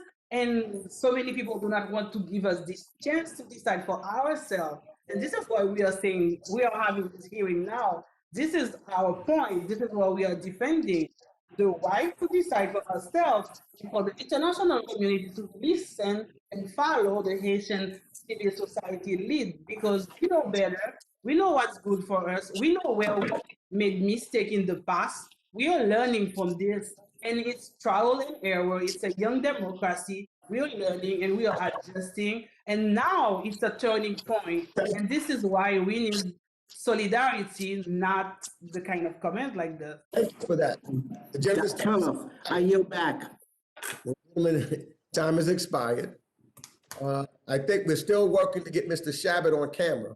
So while we continue to do that, I'll now recognize the ranking member of the Subcommittee on the Western Hemisphere, Civilian Security, Migration, International Economic Policy, Representative Mark Green of Tennessee for 5 minutes. Thank you, Chairman Meeks and Ranking Member McCall for holding this hearing on Haiti. It's an honor to serve as the ranking member on Western Hemisphere, and obviously this focus on Haiti is a critical aspect of our subcommittee. I thank Chairman Cyrus for his comments as well, his wisdom and experience. When I founded my medical foundation, Align MD Foundation, and then Two Rivers Medical Foundation, we sent medical mission trips to Haiti, and the country was then challenged with poverty, rule of law issues, and governance issues, and unfortunately the situation is only worse now. It's tragic for many reasons. History makes it even more so. Haiti's first constitution was influenced by our own Alexander Hamilton, who grew up in the Caribbean himself. Unfortunately, pervasive corruption, desperate poverty have long plagued the country. It remains one of the poorest nations in the Caribbean, lagging far behind its neighbors in basic measures of economic and political well-being. The Haitian people need and deserve better. As a neighbor, friend, and partner, we should do what we can. But as we have all noted today, it's sadly an uphill battle. The turmoil and instability, including the recent prison break, underscore the absence of the rule of law. Haiti ranks toward the bottom of many international comparisons for transparency, economic development, and ease of doing business. Sadly, recent events have shown us that Haiti still has a long way to go. My questions today are really for anyone who wants to chime in. We're hearing that the prisons in Haiti are now at 384% capacity, and my first thought is that some of these arrests may very well be politically motivated, but we also are seeing large increases in violent crime. Can you share with us, anyone of the witnesses, about the state of criminal justice in Haiti and what portion of those criminals are actually criminals versus political prisoners, and also, the status of the prisons that are so full? How is that impacting criminal justice? Merci en pile, Congressman Mark Green. Moi, ap répondre une question qui a un rapport avec prison yo, et effectivement, ça n'a commencé par dire, c'est que journée aujourd'hui, Congressman Green, we want to take your questions regarding the prison system in Haiti. et ça n'a commencé par dire, c'est que journée aujourd'hui, moun yo ap vive dans prison dans des conditions inhumaines et dégradantes. The people who are incarcerated are living in inhuman condition. Nous gagnons une prison qui est capable d'accueillir pour pipiti 3,000 moun. The current prison that we have can hold about 3,000 people. Et journée aujourd'hui a gagné environ 12,000 moun qui dans prison. And today we have 12,000 people incarcerated. Donc nous ka imaginer dans quelles conditions moun sa yo ap vivre. So that you can just imagine the deplorable condition that these inmates are in. Gagner tout au niveau de dysfonctionnement système judiciaire là, en pile violation droit à garantie judiciaire qui a fait. And also, given the dysfunctionment of the judiciary system, there is a lot of violations of the rights of those inmates that are occurring on a regular basis. 84% moun qui dans prison yo, j'en saute dit ça, attend jugement, gen nan yo qui gagne plus passé 10 ans en attente de jugement. Like I said earlier, 84% of the incarcerated populations are awaiting trial. There are people in there who's been incarcerated for 10 years and have not seen a judge. Et journée jodi a, ça qui est effrayant pour nous, c'est que gagner effectivement des prisonniers politiques, des moun que pouvoir en place là a arrêté à cause de position politique, opinion politique. The worst thing for us today is that, yes, indeed, we have political prisoners. There are people who are incarcerated because of their political belief and their stand against this government. Et là, nous comprenons que pendant toute année, ça, des gens qui arrêtés dans prison sans que yo pas jugé et que kounya là, yo utilisé pour yo mettre des gens dans prison pour opinion yo, donc nous comprenons que nous avons raison pour nous très inquiets. So think about someone who spent 10 years in prison without appearing before a judge, and now individuals who are also being incarcerated for their political belief, what that situation is like. It is worsening daily. Et malheureusement, malgré toute promesse que autorité l'État a fait, il n'y a pas jamais arrivé résoudre problème détention préventive illégale et arbitraire là. Merci. Unfortunately, no matter what promises the government has made, they have done nothing to resolve the issue of prolonged detentions for those inmates. Thank you. If I could, I'd also like to ask the ambassador if she might share a little bit of her perspective on the spillover effects, what's going on in Haiti, how it's spilling over in the region, the rest of the Caribbean, and particularly neighboring Dominican Republic.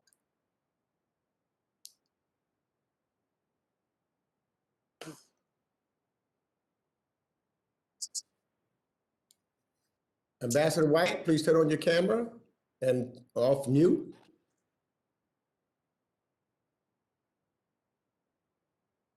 Is Ambassador White still there with us? Can you hear me now? Yeah, I hear you now.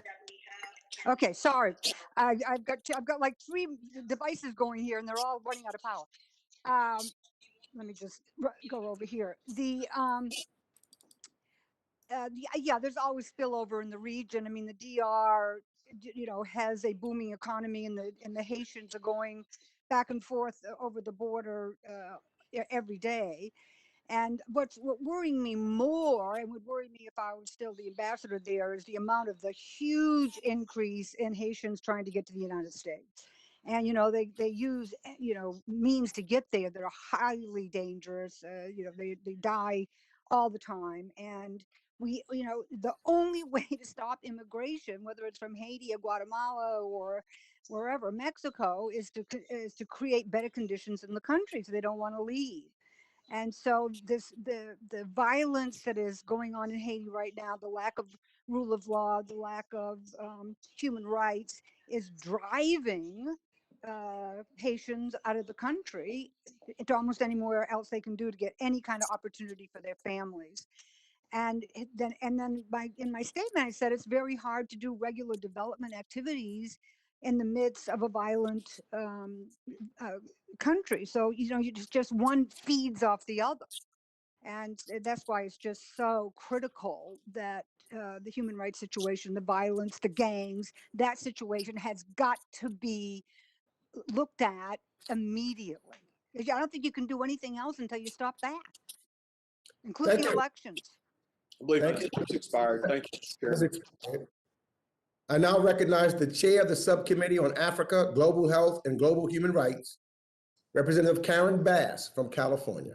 Well, thank you, Mr. Chair. I actually want to continue with the ambassador right where she was going, because I understood what you said in terms of the gangs and all of that. The question is, what should we do? I know that we've mentioned the police, but it's my understanding that the people we have trained, be it the police or the military, then are the ones that shot live rounds into the protesters, and it's questionable as to whether or not they were colluding with the government. So the question to you is, what can we do as the United States? And then when you were ambassador, I know that you facilitated a number of rounds of negotiations between conflicting parties. And I want to know, based on your time there, what lessons learned? What could you have done to have prevented what you saw at that time, and what should we be doing now? Now, are you able? Can you hear me? Yeah. Okay. Go ahead. So I don't want to lose my time with her technical problems. Sorry. Can we? I've got like 3 going. Your time is held until such time. Thank you. Thank you. I can hear you. Can you hear me? Yes. Now I hear you. You want me to talk really fast? Yes, go now. Okay, go. So yes, I had lots and lots of meetings with the opposition, even to the point of getting attacked by mobs. I remember, if you're not bringing the opposition to the negotiating table, then you can't make progress. And I have no idea. I presume that they're doing that all the time. You got to get out of your office into their offices and open up the dialogue. I just assume that that's being done. I do not know. But it's a good question about the police. That I think that we can't give up on the police. We've invested millions of dollars in the police. They can be reinforced. They can be. They were in a very good position. We've got to get them. Well, I realize we've invested a lot of money, but if our investment results in shooting innocent people and colluding with the existing government, that doesn't sound like a good return on investment to me. So I'm just wondering if you have a thought. I have a couple of other questions for our other witnesses, but if you have a thought as to what we can do differently. What did you learn during that time? What can we do differently? I don't want to reinforce an abusive. Yeah, right. I'm with you. Yeah, gotcha. Well, I like I said, we got to tell them to root out the bad actors. I mean, you're right. They've been seen shooting into crowds. Root out the bad actors. We did that before. We did that. There were bad actors when I was there too, and we had this fabulous New York policemen that would come down and they would do audits. They would do interviews. They would do training, and Okay. I just think we have to go back to that. All right, thank you, Madam Ambassador. Let me move on to Ms. Duyan. And one, it is clear we don't need to have a referendum for the Constitution. The elections are going to be shaky. So the question is, what should we do? Not change the Constitution, postpone the elections? What is it? And I also believe very deeply that we need to address root causes. But for right now, if no election, then what? Thank you, Congresswoman Bass. First of all, what you can do is cancel that CP. Stop. It recommend. It's not up to you to cancel it. You have to recommend. What? I said that you have to cancel the CEP, but I correct my language and I said it's not up to you to cancel it. It's to not support Jovenel Moïse with that CEP. The CEP is the electoral council. Okay. We cannot continue with an illegal electoral council. We cannot have a referendum that is illegal. And we have to listen to civil society. And the solution now is, since the term of the president ended last month, we have to constitute a non-partisan, consensus-based team that is capable of leading the country, organize fair election, restore peace, improve the overall security conditions. Do you have respected leaders that if the president was called on to step aside, are there respectable unifying leaders that we could call for, should be a part of that team that you just mentioned? Of course, it would be a disaster if there were no qualified, serious, and non-corrupt Haitians. No, I'm saying qualified people. The question is, serious and non-corrupt people. Yes, there exist people like this exist. There are many people like this, and actually there is a consensus among civil society that we can have such team. All we need to do is to have Jovenel Moïse to vacate, and we also need. My time has run out, but can you tell us who those people are, what the team would be? And you don't have to answer right this question second, but can you send it to us? I cannot name anyone because of the current situation in Haiti. I'm afraid if I name them now, they might be arrested. All right. Like judges.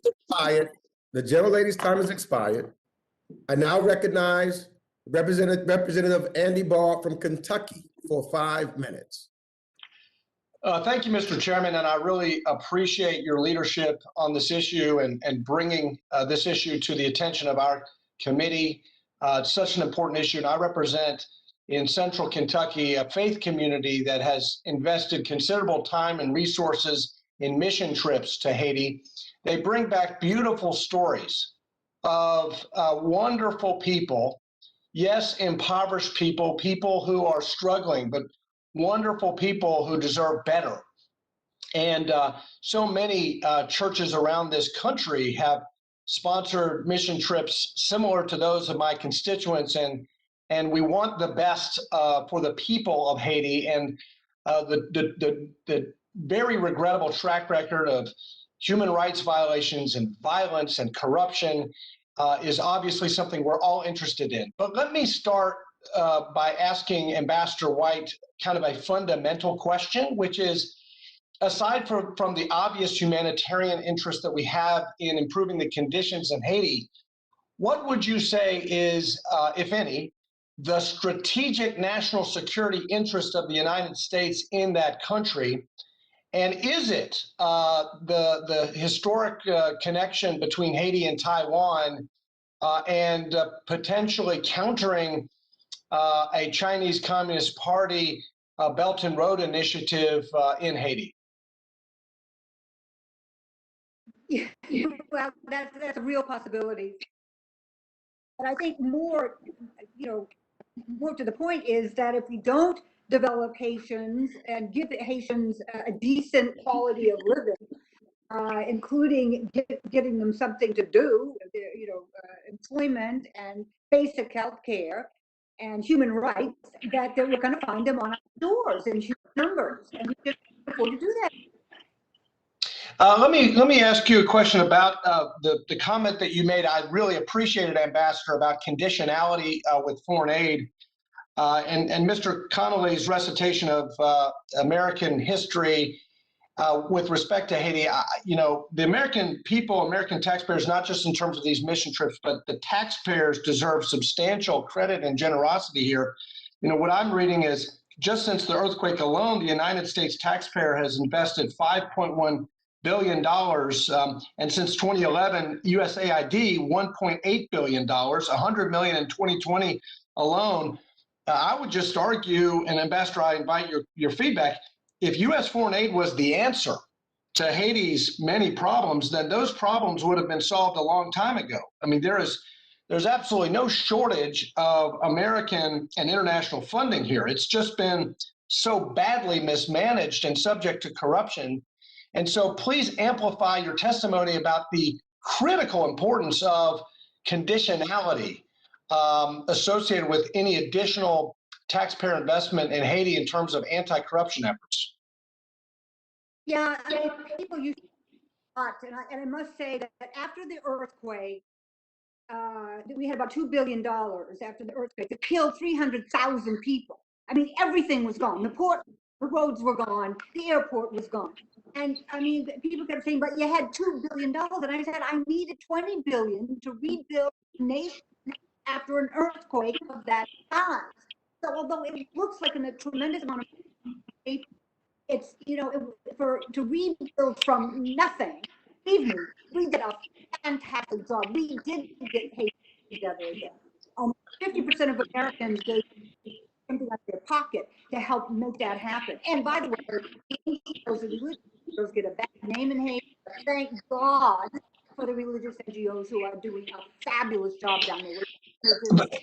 And reclaiming my time, I don't have much time left, Ambassador White, but I do want to follow up on Representative Sherman's important question about Taiwan. Are we seeing an active Belt and Road Initiative from the Chinese and post-pandemic Chinese malign influence in the Caribbean impacting Haiti in a way that would, separate Haiti as an ally of Taiwan and as one of only 15 countries maintaining official recognition with Taiwan? Is there any information you can give us on that? I'm sorry, but there really isn't. I do not know what Taiwan's up to. I don't. Okay. All right. Well, thank you again, Mr. Chairman, for the hearing. It's very illuminating, and I yield back. Gentleman's time has expired. I now recognize the chair of the subcommittee, Middle East, North Africa, and Global Counterterrorism, Representative Ted Deutsch from Florida. Thank you, Mr. Chairman. Thanks for calling this important hearing. Thanks to all the witnesses for your candid and powerful testimony. I share the concern several of my colleagues have already expressed over the current situation in Haiti. And as a representative of South Florida, as my colleague from South Florida, Mr. Mass, mentioned a little while ago, this is an issue that hits close to home for so many in the Haitian diaspora community in my district. And I'd like to start by continuing the conversation about protocol concerns for the proposed elections. I think we can all agree elections are sorely needed. We all agree that the Haitian people deserve free, fair, and credible elections. And I have heard the concerns of our witnesses today that the current proposed CEP is illegitimate, even illegal. And I've heard similar concerns from Haiti's civil society and from the diaspora community in my district. So, Ms. Auguste, in your view, are there any reforms that would make the current Provisional Electoral Council, as proposed by the administration, independent, legitimate, and able to administer free, fair, and credible elections? Ms. Auguste. Yes. Yeah. Merci un pile, Congressman Dutch. Et pour nous-mêmes, il est clair que journée jodia, élection pas qu'à réaliser, j'en la fait là. Pour qui ça? Pour toute raison que nous sommes avancés là, qui gagne pour avec toute irrégularité de Thank you, Congressman Dutch. With regard to the current CEP, it is not possible to have election with this illegal CEP, and we have already enumerated the various reasons why that cannot happen. Mais tout à l'heure, elle t'a parlé de insécurité. Moi, t'as même mettre un accent sur information qui va permettre nous plus comprendre ce qui a passé dans le pays. Earlier, when I was talking about insecurity, I would like to add a few points for you to better understand what's going on in the country. Journée jodi a département l'Ouest avec département Artibonite représentait 60% électorat haïtien. Today, the West Department and the Artibonite Department represent 60% of the Haitian electorate. Or, gagné en pile dans circonscription sa yo qui contrôlé par gang armé qui a la solde de pouvoir en place là. The majority of these voters are being housed in the same place where there are many gangs that are associated with the current government. Donc, ça veut dire tout candidat qui pallier à gang pouvoir en place pas capable de mener campagne. That's also all candidates who are not associated with those gangs and the government will not be able to go into those neighborhoods to campaign. Pendant 2 ans, l'État haïtien lui fait 3 millions de cartes électorales et lui distribuait moins que 2 millions. Within 2 years, the government made 3 million electoral cards. So far, they have distributed less than 2 million. Or, ils sont supposés faire 7,500,000 cartes pour électeurs et électrices.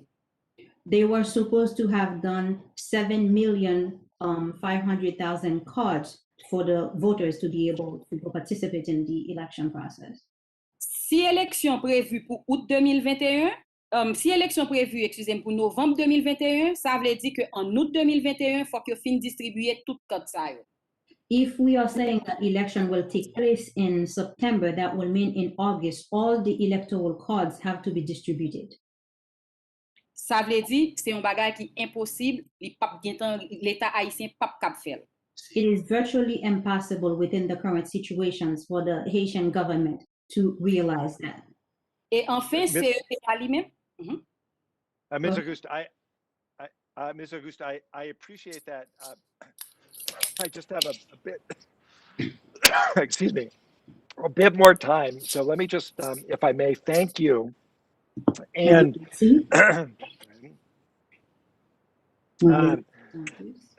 sorry, everyone. And I want to just, given what you've just said, Ms. Auguste, I just want to address the position that's been emphasized by some of our witnesses and members here today, which is that any election or referendum that is overseen by the Moise administration would automatically be seen by the Haitian people as illegitimate. We have seen on the ground, I've heard firsthand, human rights groups and opposition leaders maintaining that Moise's term ended February 7th and an interim government is necessary to organize elections. Now, the question, Ambassador White, that I have for you is, if the Provisional Electoral Council cannot meet the standard of being free, fair, and credible, but the current president does not step down, how can Congress, the Biden administration, and the international community play a responsible role in ensuring that any election that is held is credible and legitimate, and in facilitating the public acceptance of the results, and in mediating between the Moise administration and the opposition? That's what we're trying to do. I think that's what we need to do. Ambassador? Yes, well, as I said in my testimony, I think that it would be nice if he would step down, but I don't think that's going to happen. So I think that we sort of put him aside at the best of, in the best of all worlds, and we have a prime minister appointed that is non-corrupt, that is not from the political sector, that's not from the private sector. There are several really good candidates. I'm not going to name them, but there are several. And then we have this summit that we put out the OCEP. We have a summit where the actors come back to the table and we discuss how we can get the right representation in order to have a CEP that is credible.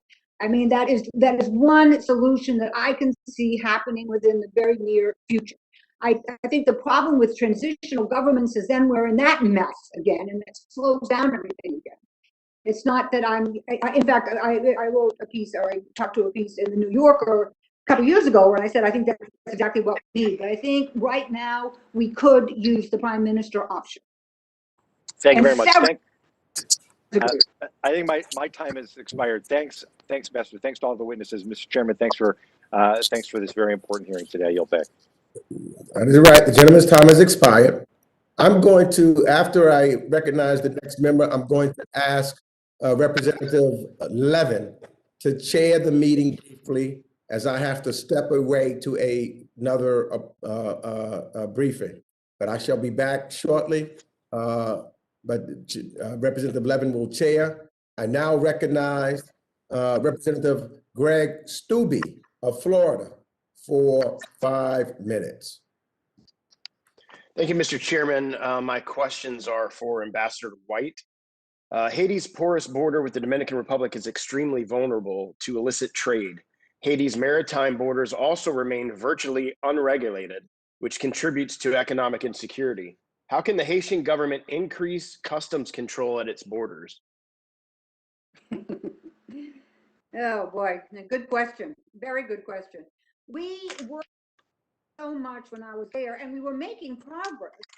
A lot of consulting with people that had set up custom border patrols in the United States, and we were making some real progress. But then the funding ran out, and I think it all just went backwards. But you can set up honest custom control across along the Haitian border if you have enough money to do it, and that's the big problem. And especially U.S. Custom Patrol people were incredibly knowledgeable and incredibly generous with their time and helping us and advising us. And I think that if we could get that back on track again, it would be fabulous and needed. Well, could you describe how serious this problem is to Haiti's future development prospects? I have not been to Haiti in 3 years. I don't know what's going on right now. I could certainly tell you what was going on when I was there, but the migration of workers and the migration of goods, and even there was an enormous scare about the migration of disease, is something all that really needs to be looked at. And at least during my tenure, there was enormous problems. So what could the Biden administration do to help build up border security there? Yeah, I think we should go. I mean, what we would do, was really quite a good strategy, and I think we could go back to it very easily. And that is building up structures and training. And not only was it great because it was going to increase border security, but it also gave an opportunity for wonderful employment opportunities. Adam Hoffner of the U.S. Border Patrol Miami sector stated, and I quote, "We continuously warn migrants about the dangers associated with traveling by sea. Smuggling organizations are not concerned with the safety of the people they are smuggling. Rather, they continue to put the lives of migrants at risk." What could the Biden administration do to address this issue? Well, it all goes back about the core reasons that, why are people leaving Haiti to start with? And, we went through a period when I was ambassador, the migration to the United States was almost zero.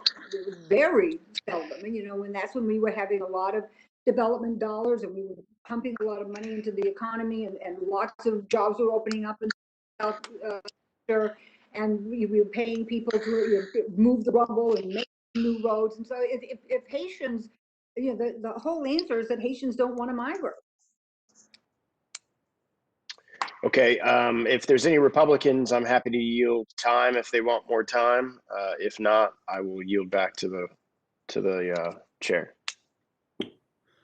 Thank you, Representative Stubbe. The gentleman yields back. I now recognize the gentlewoman from Pennsylvania, Representative Wild, for 5 minutes. Thank you, Mr. Chair. I appreciate it.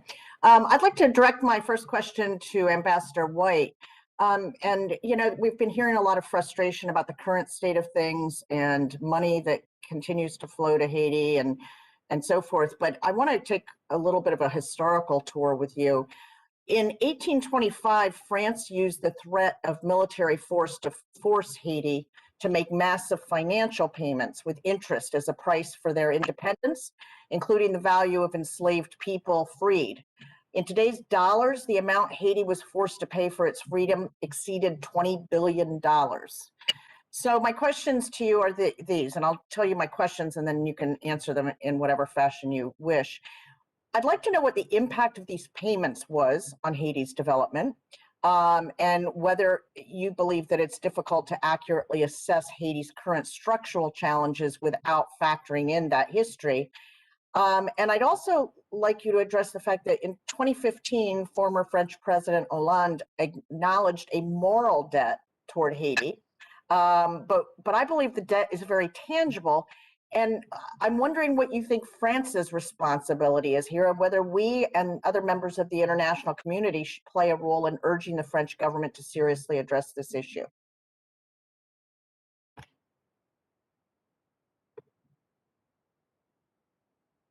Yeah, that's for Ambassador White. Is she with us? Ambassador White, could you hear the question? She's looking like she doesn't hear you. I never got over the fact that I'm sorry, I hear you. Okay, but we can't hear you. If you, yeah, could you start again? Try again, Ambassador White. Go ahead.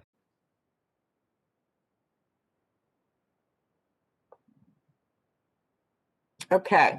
Can you hear me now? Yes.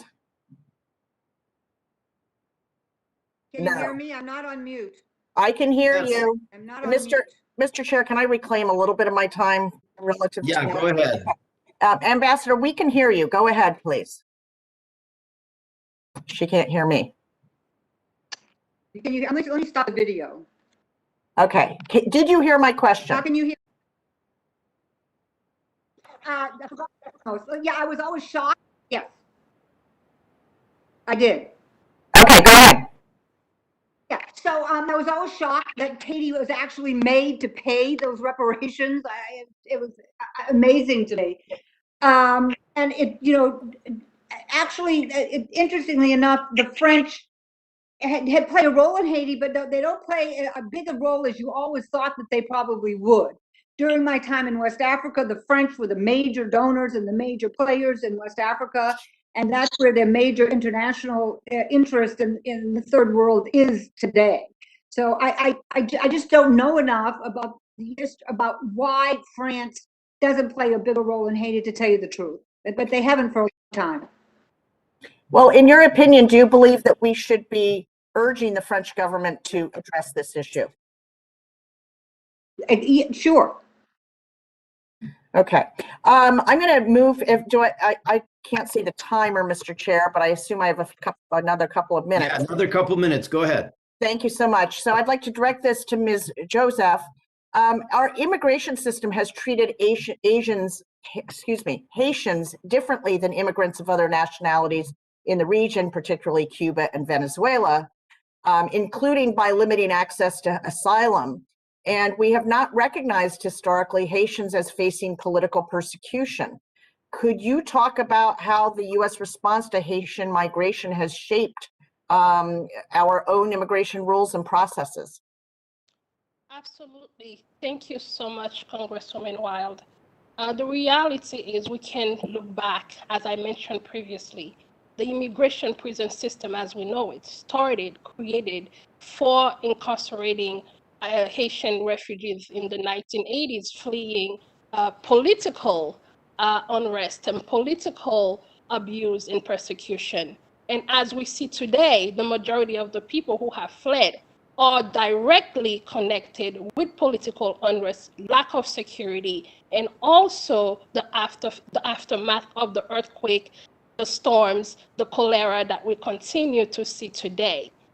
So yes, as Black immigrants, we know very well how Haitian migrants, Haitian asylum seekers have always been treated unfairly. As we are looking today, we have Haitian migrants who have been waiting at the border between 1.5 to 5 years. They have literally been waiting. The majority of the children that are being deported and expelled at the US-Mexico border right now are people or children who were born on the way, whether in Brazil, in Chile, in Venezuela, and in Mexico. Yes, Black immigrants, particularly Haitian immigrants, have always been treated unfairly comparing to other people. So now you mentioned Venezuela. We applaud the administration providing TPS for Venezuela.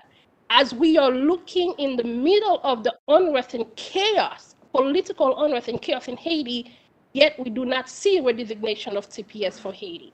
So we understand the anti-Black and racism is also ingrained in every system, in every part of who we are as a people, as a country. So that is why we are imploring and demanding that we break away from the same way of treating Haitian immigrants, understanding the value in what we as a people contribute to the United States. Going back to Chicago, to Gestapo, to today elected official and people fighting on behalf of this nation. Thank you so much. I appreciate that. Thank you, Mr. Chair. I yield back. I now recognize for 5 minutes the gentlewoman from California, Congresswoman Kim. Unmute myself. I think I'm unmuted now. There you go. Yes. Thank you. Thank you, Congressman Levin. And I want to thank all of our witnesses for joining us today. You know, for years, as it's been noted, Haiti has been the second largest recipient of the U.S. assistance in the Western Hemisphere. We provided over $172 million allocated in fiscal year 2020. But despite these enormous amounts of financial assistance from multiple U.S. agencies and international relief organizations, Haiti remains the poorest and least developed nation in the Western Hemisphere.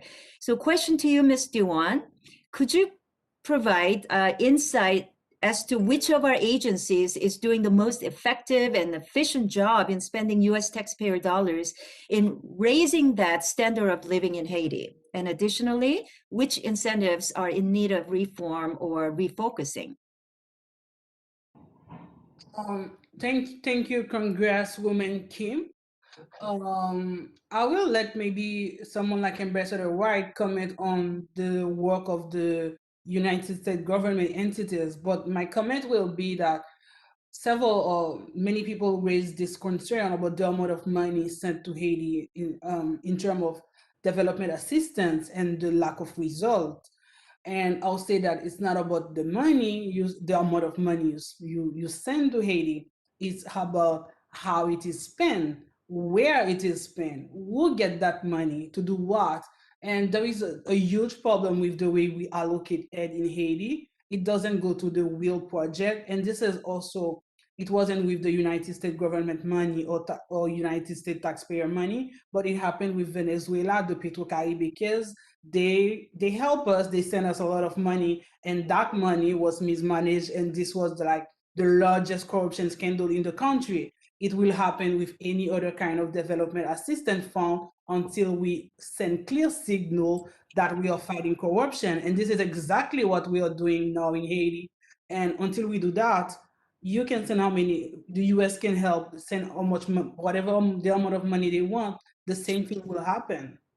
Thank you so much. Given the limited time, I would like to pivot to Ambassador White. If you have any input on this, and can I hear your thoughts on this? Yes, I think, like I said before, that, tremendous amount of money that we're allocating to Haiti now is going to humanitarian aid, food aid, basic health aid, education, and I think that's all critical. We do not give money to the Haitian government directly. We explored that. When I was there, we realized that there was just too much corruption in the government, and so we do not do that, and we Got it. shouldn't. I'd like to touch on the lack of infrastructure in Haiti impacting the accessibility to basic services. As you say, we can pour as much money as we want into Haiti, but, and try to help them improve medical treatment or nutrition. But if Haitians are unable to reach food banks because of the poorly constructed roads or access adequate medical care due to poorly constructed hospitals, this money will be concentrated in the city centers and leave much of the country on its own. So how is the U.S. cooperating with Haiti on the infrastructure projects to ensure that aid reaches the populations that need it the most, and which agencies are best suited to accomplish this job?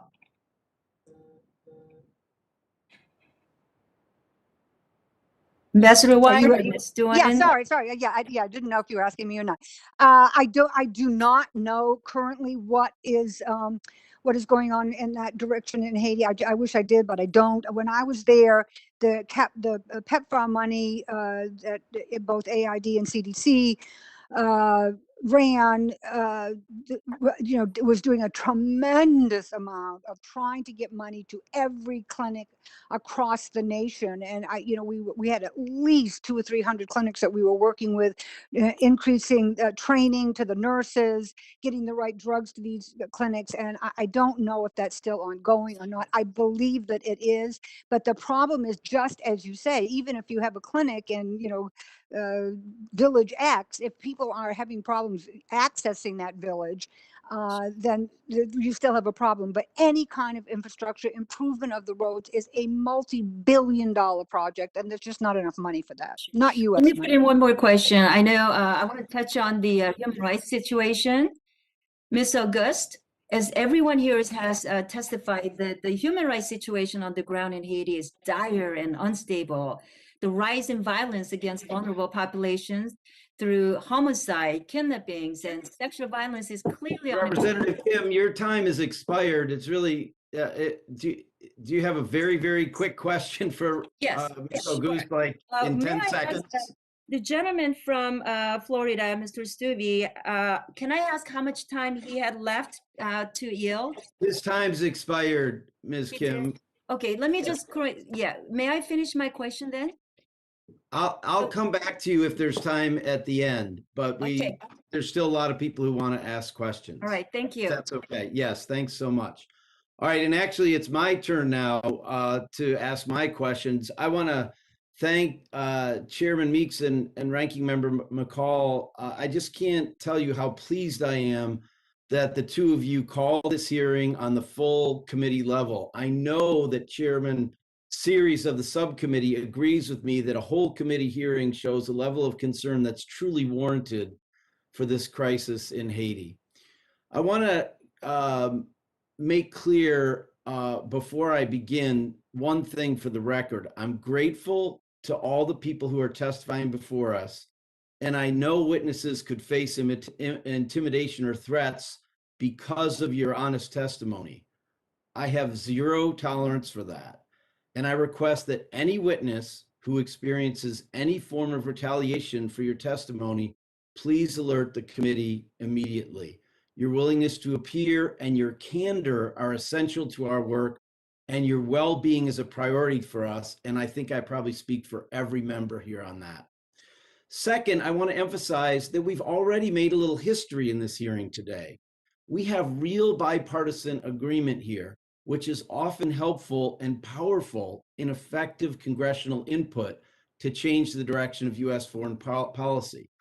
Our bipartisan panel of witnesses has made it perfectly clear that both a constitutional referendum and elections organized under de facto President Moise will not work and will not be seen as legitimate by the Haitian people.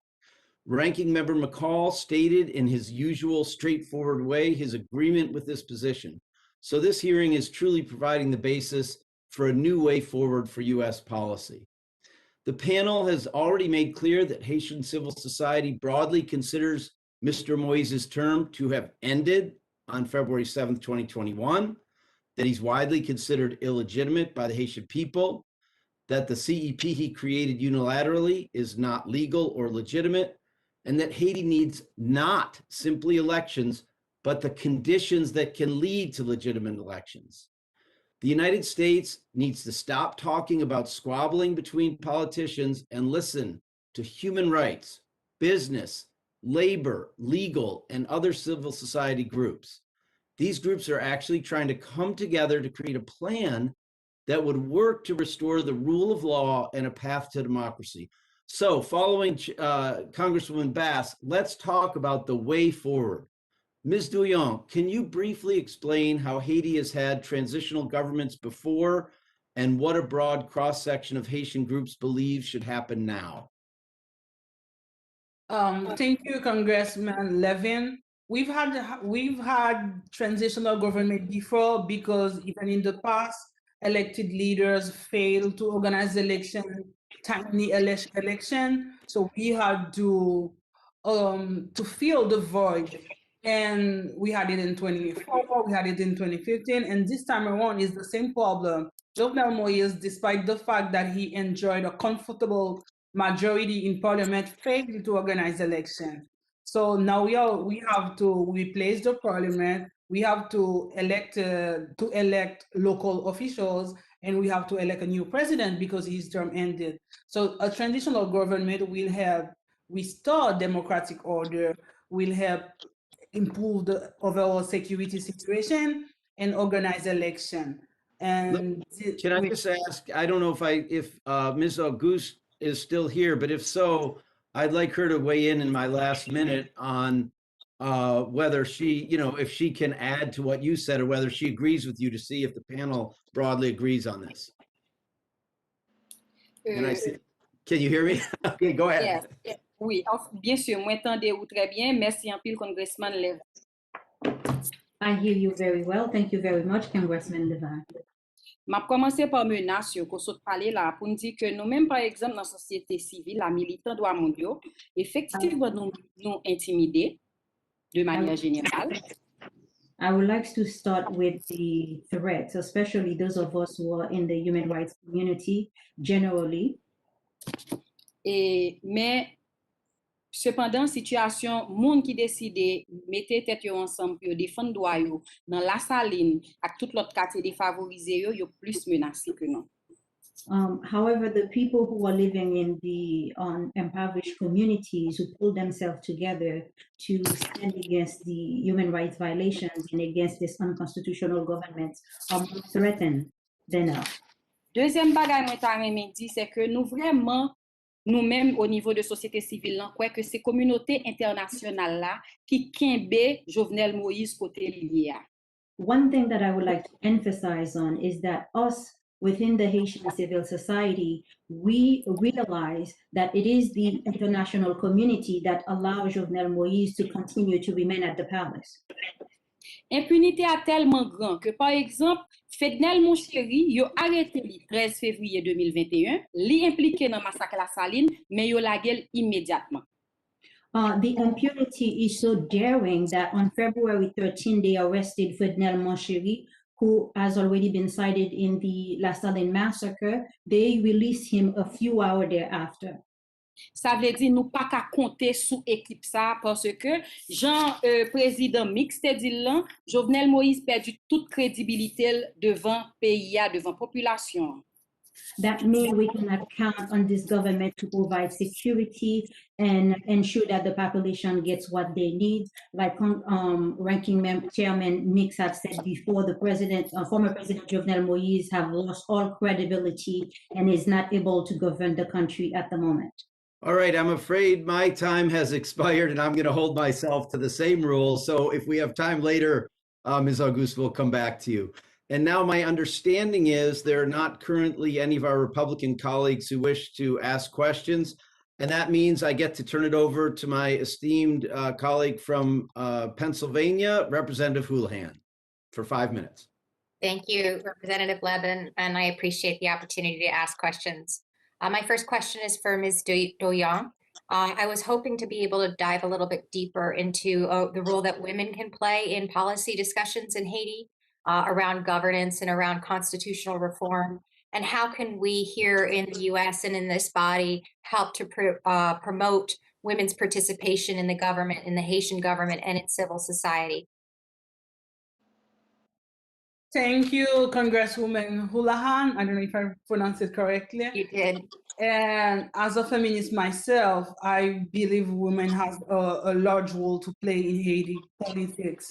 And this is actually the case already, but much is needed to be done. And I also need to acknowledge that several feminist organizations raise concern over the situation in Haiti, actually, the current situation in Haiti. Women need to be represented in the Electoral Council. But what happened is that respected organizations refused to adhere to a process that was legal, and the government picked some other women from organizations that no one knows about to constitute that Electoral Council. And what happened is that you have organizations that are legitimate, recognized, that have been on the ground for many years. They are not involved and they are left behind in the process. And they keep saying it, and they release several press notes. And we believe the civil society in their plan to have a transitional government actually specified that there need to be a quota of women, because several times they violated this. It is the law. We need to have at least 30% of women, but many times they violate this law. They don't respect this quota, and they are advocating for it. And we believe, and even for the new constitution, that process, because it's not legal, those respected organizations are not involved. But in the future, when the society will agree to make change to the constitution, maybe we will have provision for increased women participation in Haiti politics. Is there anything that you can think of that we can be doing to be helpful in driving that process? Yes, first of all, maybe you can question why those legitimate organizations are not involved, and how you can have, or you can do anything without including women and those who have been defending women's rights in the country for so many years. And I think we can start here and later making sure that whether it is in terms of development assistance or anything or any decision that is being taken, if women are on the table, because it is very important that we do not have the kind of situation where only men are deciding what's the fate of the country. And I have to note that there is something really positive happening with the young activists. Organization like mine has many women involved, and we are actually showing that we are equally qualified, and we can have like leadership position. We can assume our responsibility just like men, and there is no reason we shouldn't have equal opportunities. Agreed. And I'm not sure, Representative Levin, how much more time that I have. 1:20. All right, great. With my 1:20, I'd like to direct my last question to Ms. Auguste. My question is, how can we best be utilizing our relationships in Latin America and the Caribbean to help support democracy in Haiti? What can we be doing to be helpful there, and what international organizations are most useful? And thank you.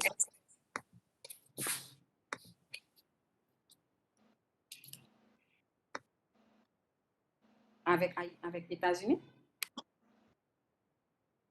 She's just getting the translation.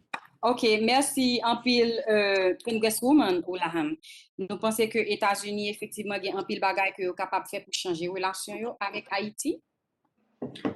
Thank you, Congresswoman Houlihan. I think there's a lot of things that the U.S. can do to change their relationships with Haiti. Mais premier bagay que nous pensons faut que c'est effectivement administration américaine nan mette li à l'écoute de société civile là qui gagne en pile que le ka partager avec lui.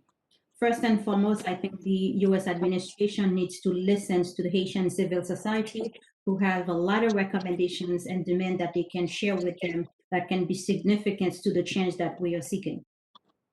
Et avec permission, moi, ta aimé rebondir sur question participation femme dans l'élection. With your permission, I would like to quickly address the issue of women's participations within the elections system. Representative Levin, I don't know if I have the time for that, but perhaps we could go back to that. No, you have a bit of time left. Okay, great. It's a little different when there's translation because they stop the clock for the translation. okay, So don't okay. worry. Well, I'll stop you. Go ahead. Thank you. Ok, merci. Et donc, qui ça me tape dit rapidement, c'est que situation insécurité nous gen kounya la, pas permettre femmes participer dans l'élection, ni en tant que candidate, ni en tant que électrice. One thing that I would like to add is that the current insecurity that we have will not allow women to participate in this election, neither as candidate or as voters. Et même genre tout parti politique yo tout c'est eux même qui pour venir avec des propositions, des mécanismes pour permettre que femmes puissent participer dans la question électorale. At the same time, the Haitian political parties have to come and put forward the mechanisms to allow women to be able to participate fully in the electoral process. Mais With that, I think we have to move on. I'm sorry. Again, if we have more time, we'll come back. It's such a rich conversation. And I will just point out that all four of our panelists and our translator are women, and they're doing an outstanding job in this hearing, whatever that means. I yield back. Thank you. And Mr. Fitzpatrick, if you have questions, you are up next, or if you want to wait, because I know you just popped on. Thank you, Mr. Levin. If Representative Young Kim is still on, I'm happy to yield my time to her. I know she was looking. Yes, she was. I don't know if she is or not. If I don't see her name, we'll wait a minute. All right, well, we can come back to that as well. So let me recognize the gentlewoman from Nevada, Representative Titus, for 5 minutes. Well, thank you, Mr. Chairman. It's been indeed an interesting conversation. I'd like to shift a little bit to maybe Ms. Joseph and ask her about the refugee situation. One of President Biden's first actions in office was to sign an executive order rescinding some of Trump administration's immigration enforcement policies, and he also directed Homeland Security to re-examine our own policies and priorities. DHS instituted a 100-day pause on deportations with limited exceptions during this review process, but a legal challenge unfortunately lifted that pause, so deportations are continuing. I just wonder if the Haitian government is doing anything to ensure the return of individuals, many of whom left saying they feared for their lives because of the gang violence throughout the country. Thank you so much, Representative Titus. The reality is, even when President Biden's moratorium did not cover the expulsion of migrants under Title 42, which is the CDC title, and we are asking for that title to be rescinded so that we can provide protection for the most vulnerable people. I also would like to mention that it is extremely concerning for the Haitian president, for the Haitian government to be agreeing to receive people who have literally fled due to violence, due to political unrest, and due to persecution. As I mentioned during my first opening, one of the women who was kidnapped and raped and fled was returned to Haiti and is currently in hiding, unable to leave her house because of fear that what will happen to her. So with all of that being said, what's happening with the migration, what's happening at the border with the deportation, with the expulsion, we are asking for all of that to stop because it is unbelievable. And we believe that it is borderline criminal for the Haitian government to be receiving people in these conditions at the present moment. And also would like to highlight that even people who were not born in Haiti have been deported to Haiti. We are demanding accountability on both sides, on the U.S. side and the Haitian side, understanding it is a sending and receiving a relationship, and we're asking for that to stop immediately. So are NGOs involved in that whole process, with you either through the courts or in legal cases or advocating for some of these people who have returned? We are advocating, however, when people are returned to Haiti, it's extremely impossible for them to get any type of relief. When they are returned, released with nothing, and they have to find a way to fend for themselves, to go into hiding, to try to find another way so that they can probably even leave the country again. There's absolutely no relief, no protection for people who are being returned to Haiti at this moment. Sounds like that's something that we may be able to look into to provide some help at our end.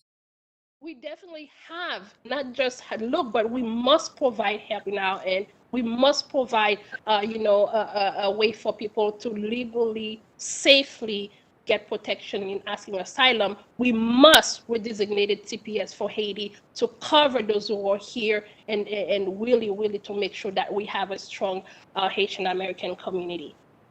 Thank you very much.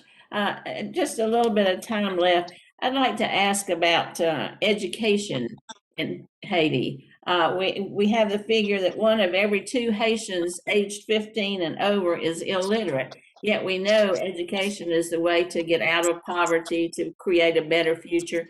Is there anything that we can do to help help NGOs or help any of you help with expanding education opportunities?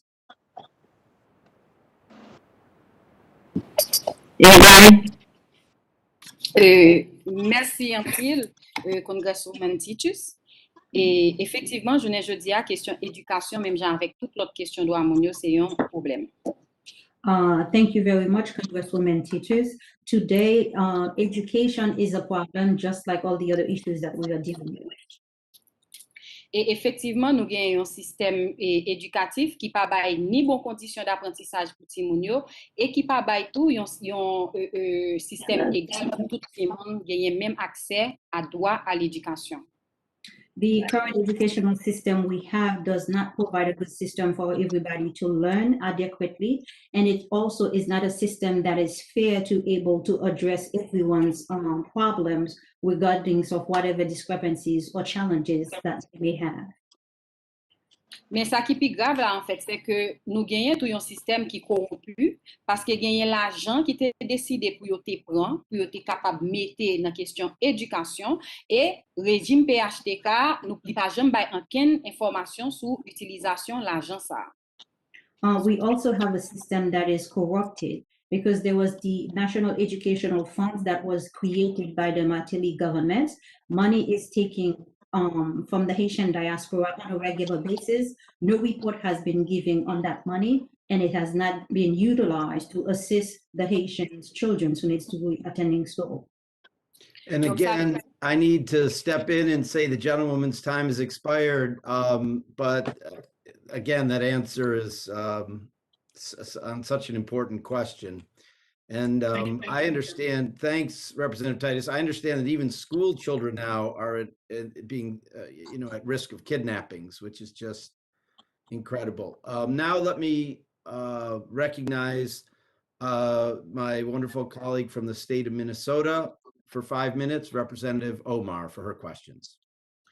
Thank you so much for calling this important meeting, Chairman. I'm especially grateful that we have the opportunity to hear directly from folks who are being impacted by our policies. I wanted to start with, direct my question to Ms. Augusta. The last president changed U.S. policy to make it easier for American gun manufacturers to export guns to other countries, including Haiti. Many of us are pushing for our new president to reverse this. In Haiti, how do gangs and organized crime get their guns? And do these guns used to commit violence in Haiti mostly come from the United States?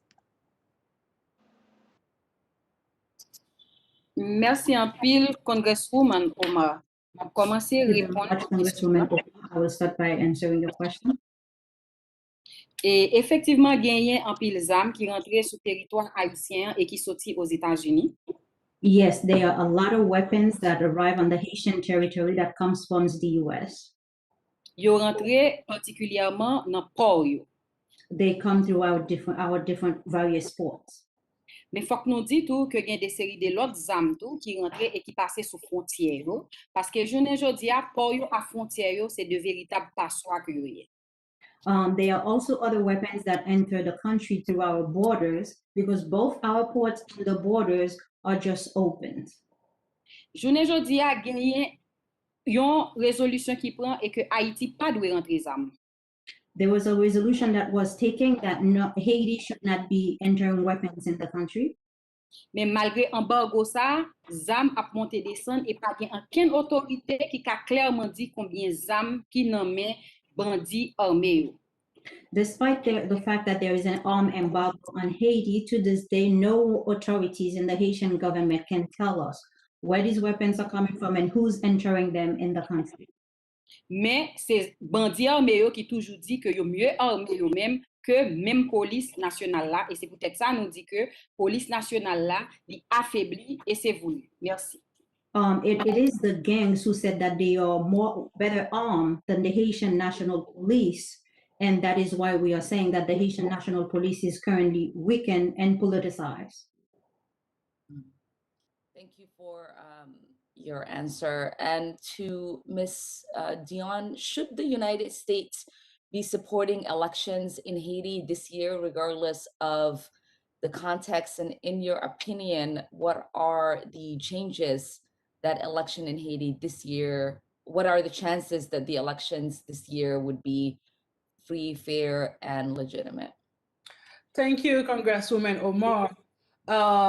If the United States want to waste money and spark the new political crisis, yes, they can invest in election in Haiti this year. Otherwise, the best alternative will be to listen to civil society who could indicate when it is okay to hold election. Because with gangs member, with a president that is acting like a strong man, and clear violations of human rights and many areas that are under gang control, there isn't any possibility we could have fair and inclusive election. Who can campaign without gang support? And we don't want the kind of official that have gang support to be elected. But if we organize election now, those people are the ones who have more advantage by the current insecurity and the climate of fear that is going on in Haiti. And also, we need to audit the electoral system, and we have an illegal electoral council. All those problems need to be solved if we want to have elections that could lead us to the change that the Haitian people deserve. Really appreciate your answer. And to Ms. Joseph, I know that you've just addressed this question in regards to deportations. I'm wondering if you can maybe expand on how these deportations are impacting the situation on the ground in Haiti, especially in the context of the COVID pandemic. Thank you so much, Congresswoman Omar. Thank you so much for being here. The reality is we started asking to stop deportation and expulsions to Haiti under Title 42 back in March. When we realized that was going to be a major catastrophe for Haiti with a lack of infrastructure for medical care. And I also want to highlight that the numbers that are being seen or reported are not actual numbers. So in Haiti, there is no way for people to literally know how many people have been affected and died from COVID for many different reasons. However, we also understand that in May of 2020, we had words that at least 3 of those people who were deported to Haiti, upon arriving in Haiti, tested positive for COVID-19. And I personally saw a spike in COVID-19 as relation to this flight. We also understand that a lot of people that were deported to Guatemala also were tested positive for COVID-19 upon arrival in the home country. So this is a major concern as we understand transfers between detention centers and prison and flight carries over the grave injustice that can be seen when it comes to medical assistance and medical care. So that is why we are asking for the stopping of those expulsion and those deportation in the spirit of good neighborhood, in the spirit of protecting and healthcare. Thank you all for your wonderful insights. Thank you, Chairman. I yield back. Thank you. The gentlewoman yields back now to the first of our fabulous fresh women, the gentlewoman from California, Representative Jacobs. Well, thank you, Mr. Chair, and thank you to all of our witnesses for being here. This has been incredibly interesting, and I share my colleagues' concerns about the current situation. But I wanted to ask Ms. Doyon a question. You know, I too have been part of conversations around Haiti for many years where we've been having similar conversations over and over again. But I noticed that in your opening, you said that you think this is not the same moment as other crises and that we have an opportunity to fundamentally change things. And I was wondering if you could elaborate on why you think that's the case and what specifically it would take so that this really would fundamentally change things and we would not continue this cycle. Thank you, Congresswoman Jacobs. I think we can only go back to maybe the time where when we were fighting dictatorship to find the same spirit that is going on in Haiti now. That call for change, that the involvement of so many different kind of people. For example, I'm speaking on behalf of NUPAPDOMI, a collective of engaged citizens who've never done politics before. We were never involved so actively in activism. But back in 2018, we've noticed that something needed to be done. Like we needed to be involved to save what is left to be saved of Haiti. And this is why we are doing it. And we've been doing it constantly since 2018. And this is because of people like us in NUPAPDOMI, the Petro Challenger, those people who fought dictatorship and are still fighting the rise of dictatorship. Now that I believe that something different is happening, we are tired. Like no one wants to keep going with the same cycle. And it's obvious that the system that we are fighting can no longer renew itself. For like 4 years in power, the president, despite the fact that he has a comfortable majority, he hasn't been able to achieve anything. Like he hasn't been able to satisfy any need from the population. And he doesn't even have like supporters to go on the street to say, we are with him, we are supporting him. Like everyone realized, like the majority of people, there is a broad consensus that we need to change something if we want to develop this country. And I believe that this new era can start now. And this is why we're asking for the US government to recognize that the civil society is taking the lead, to recognize that this time around is different and they need to be on the side of change. Thank you so much. And then I'd like to ask if Ambassador White is still on, what she thinks the United States can learn from its previous interventions and in terms of how we should approach things differently. And, you know, I know you talked about conditioning aid and some other things, but I guess what I'm just trying to make sure is that we don't do the same 10 things we've done in every think tank report we've had since the earthquake, and then have this same hearing again in 3 years from now when it doesn't work. Thank you. Yeah, I do think we have a unique opportunity right now to get tough.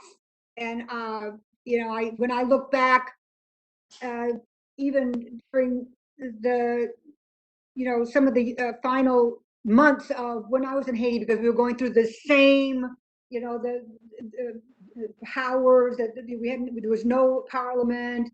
The CEP was first made up of a cast of characters that weren't acceptable, but we got it right finally. But I think we have to hold their feet to the fire, and we have to be tough, and we have to be outspoken. And I think the Biden administration is ready to do that. I hope so. But let me just mention one other thing that during this hearing, couldn't tell if it was a Republican or a Democrat asking the questions. And I'm really good at that. So congratulations to you, because I really do feel that this was a bipartisan committee hearing, and thank you for that. Well, thank you. And with that, Mr. Chair, I yield back. And I believe Mr. Meeks is back to take the gavel back. Thank you, Mr. Chairman. Thank you, Mr. Levin. I now recognize the Vice Chair of the Subcommittee on the Middle East, North Africa, and Global Counterterrorism, Representative Kathy Manning of North Carolina, for 5 minutes. Thank you, Chairman Meeks. I want to thank all of the witnesses for their testimony today. And I'm delighted that we've had this hearing so early in this session of Congress. The situation that was described by all of our witnesses is heartbreaking and discouraging. And we've talked at length about the political situation. Ambassador White, you had some very specific suggestions of things that could be done to address the political situation. And I'm wondering if you have similarly specific recommendations for steps the U.S. could take to improve the economic situation in Haiti. Yes, I do. I think overall, USA has always been my contention that we should spend more money on getting people jobs, because countries don't move forward without jobs. But in order to get people into jobs, we need to do some pay attention to at least giving people skills that they can use to rebuild the country. And when I was head of USAID in Liberia, we had this fabulous program that linked literacy skills with basic skills in electricity and brick making and building, with power mechanics, et cetera, so that we taught people literacy at the same time. We were training them in basic skills with related skills. And the United States Congress has been over and over very reluctant to give money to job training skills. And I think that's a mistake. Oops. Would any of the other witnesses like to comment on that? I'm looking for specific ways the U.S. Can help improve the economic situation in Haiti. If Representative Manning, if you allow, I would like to add a few points. If we want to improve the economic situation in Haiti, there is a need to attract investment, but we cannot attract investment if the current president is still undermining rule of law, and if the overall security situation is still as bad as it is. This is why so many people don't come to invest in Haiti. And we cannot have like people in the diaspora coming back home to improve, to work, to invest. And this is one, we cannot dissociate the economic situation from the political and social situation. And I believe we should improve and solve this political crisis if we want to attract investment, restore peace, so that economic activities can thrive. Because what's happening now with people like fearing to even leave their house, there is great concern that we could see any improvement anytime soon. Thank you. I would like to briefly add that, again, we need, as my fierce justice warrior Emanuela mentioned, we need to look at the root causes of where we are right now, and really, work with the people of Haiti to create the infrastructure that is needed in order for us to move forward, including education, including access to healthcare, including rebuilding agriculture, upon which Haiti has always flourished. Sending rice to Haiti, sending all those things that are literally diminish the farming industry. We need to look into building sustainable structural in Haiti, from education to access to healthcare, to farming, to agriculture, so that we, as the Haitian people, can reclaim their place and really create a system where people will be able to stay at home, safe, and others can come in and then investing into the community as well. Thank you. And Ms. Justino, would you like to comment on that as well?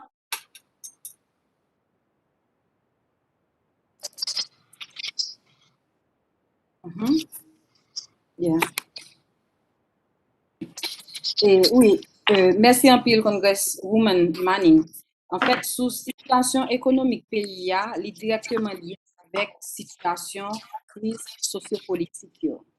Thank you very much, Congresswoman Manning. The economic situation is currently tied to the social political crisis that we are dealing with.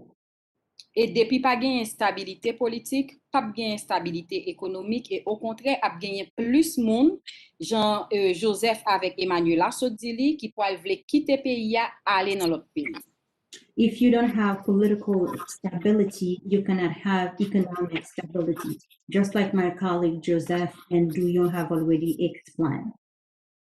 Et donc, d'abord, c'est reconnaître John Sodia que selon article 134-2 Constitution, mandat Jovenel Moïse fini et permettre que nous gagnions stabilité politique dans le pays pour nous gagner stabilité économique. Merci. The first step we need to take in terms of changing the economic situations in Haiti is to once acknowledge Article 134-2 from the Constitution, which states that the mandate for former President Jovenel Moïse has ended on February 7, 2021. Then the country can work toward building a greater nation. Thank you. Thank you, Mr. Chair. Thank you. The gentlelady's time has expired. I now recognize the Vice Chair of the Subcommittee on Western Hemisphere, Civilian Security, Migration, and International Economic Policy, Representative Juan Vargas from California for 5 minutes. Thank you, Mr. Chairman, and I hope you can hear me. Mr. Chairman, I want to thank you very much for this hearing. Being towards the end here, I've had the opportunity to listen to not only our presenters, but also all the questions from our colleagues. And I have to tell you, I don't know what we should do. I really don't. But I know that what we should not do, we should not deport Haitians back to Haiti. That's what we should not do. We shouldn't do that. And why shouldn't we do that? From all the testimony that we heard here, people are afraid to go buy groceries. People are afraid to pay money to get on the bus. People are afraid to make even small buys of anything because the gangs figure out they have money and they'll get kidnapped to take that money away. They've closed some of the schools, not so much even for the fear of COVID-19, but because children and their parents get kidnapped. We should not deport people back into that situation. That's outrageous.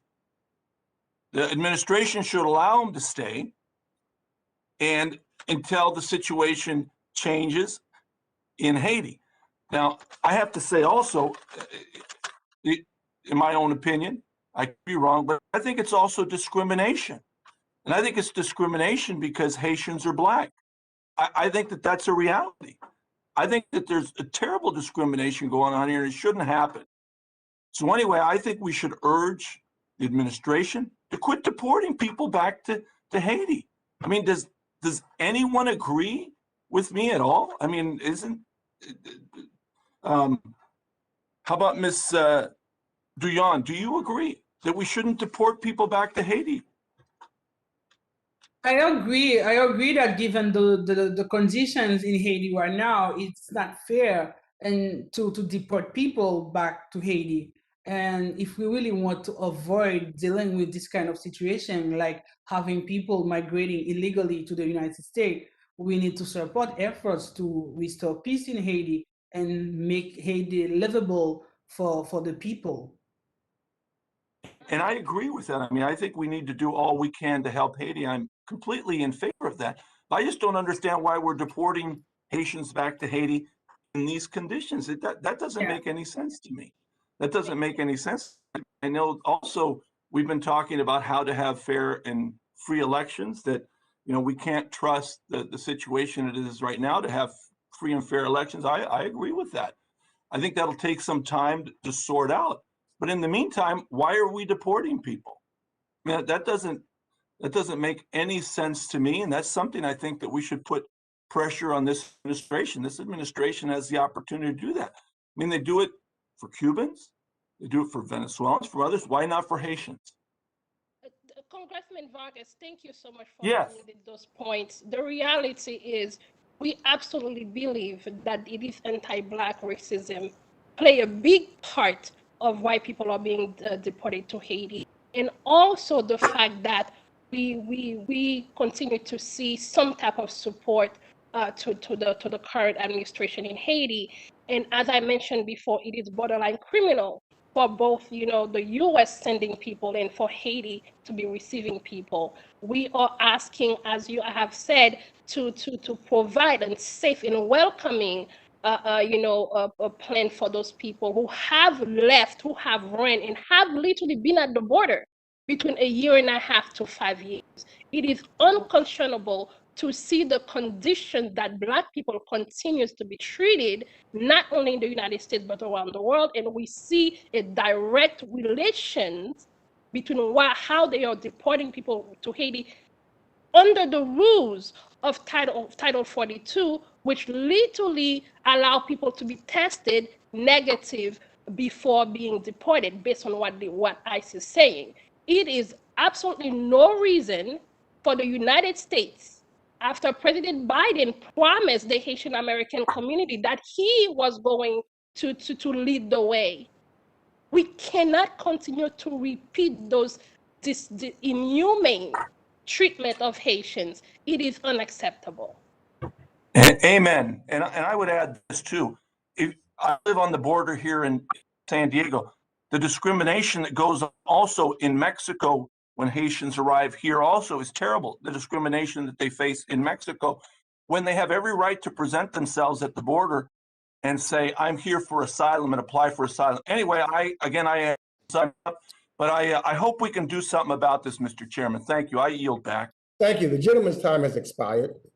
Our last member to talk is the distinguished chair of the Financial Services Committee, who has been an advocate for Haiti from the time that I have known her.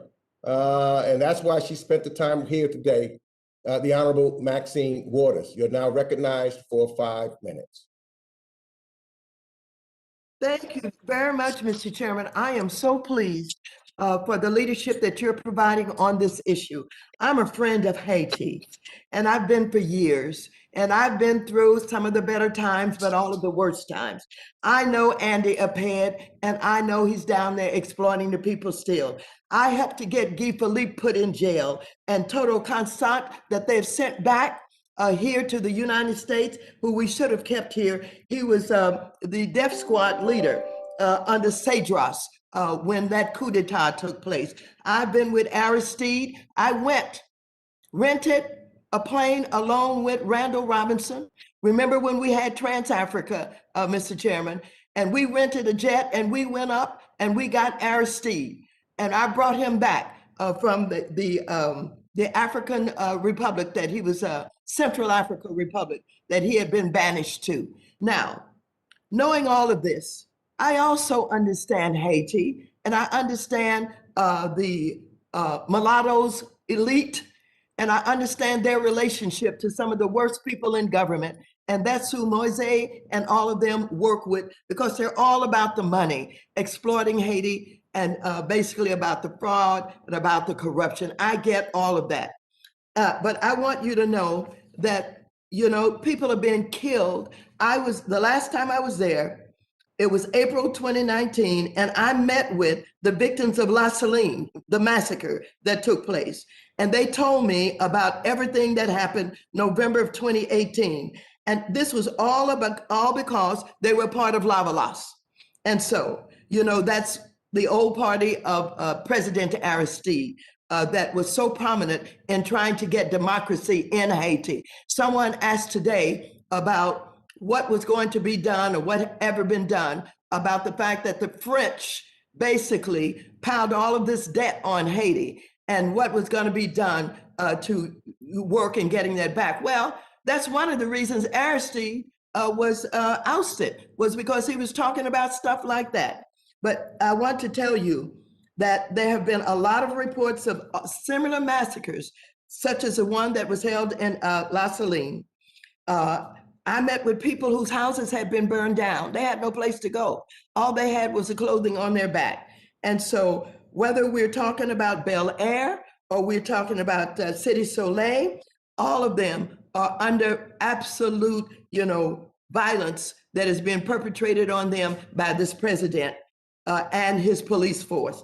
In May of last year, the death squad that was headed by Jimmy Cherizier, but everybody knows him as Barbecue. He's running wild down there. He's killing people. He's carried out multiple attacks on civilians all through the Port-au-Prince neighborhoods of Tokyo, Delmas, Pont Rouge, burning houses and killing people. And during these violent attacks, members of the Haitian National Police allied with Barbecue reportedly stood by and did nothing. No one has been accountable for these killings either. So there's a lack of accountability. Now, I know the question has been raised, what can we do? Mr. Chairman, I think you're in a great position to help provide some leadership. I don't know exactly how it should take place, but I think there are some recommendations that may make good sense. Number one, the State Department is very key. I realize Haiti is a sovereign nation. We can't just go in there and tell them what to do and what not to do, what have you. But we do support Haiti, and we do have a State Department there. And so they've got to be involved in some way. The other thing is this: France and Canada, I've seen them involved when they thought it was in their best interest to be involved. But I think if Canada and France, the State Department, the United States government, led by you, and the civil society of Haiti get together and form some kind of a task force of some kind, you've got to get President Moïse to stop this April referendum. This cannot happen. This will destroy any efforts to have a constitution, it will undermine the Constitution of Haiti. I mean, this has got to be stopped. And if everybody can get together, and maybe some people from the diaspora, along with civil society and with the State Department, the UN and you and others, maybe we can stop this referendum. It has got to stop. Now, when you talk about some of the people in civil society, Dr. Marie Antoinette Gautier, Marie-Louise Gautier, these people are all in jail.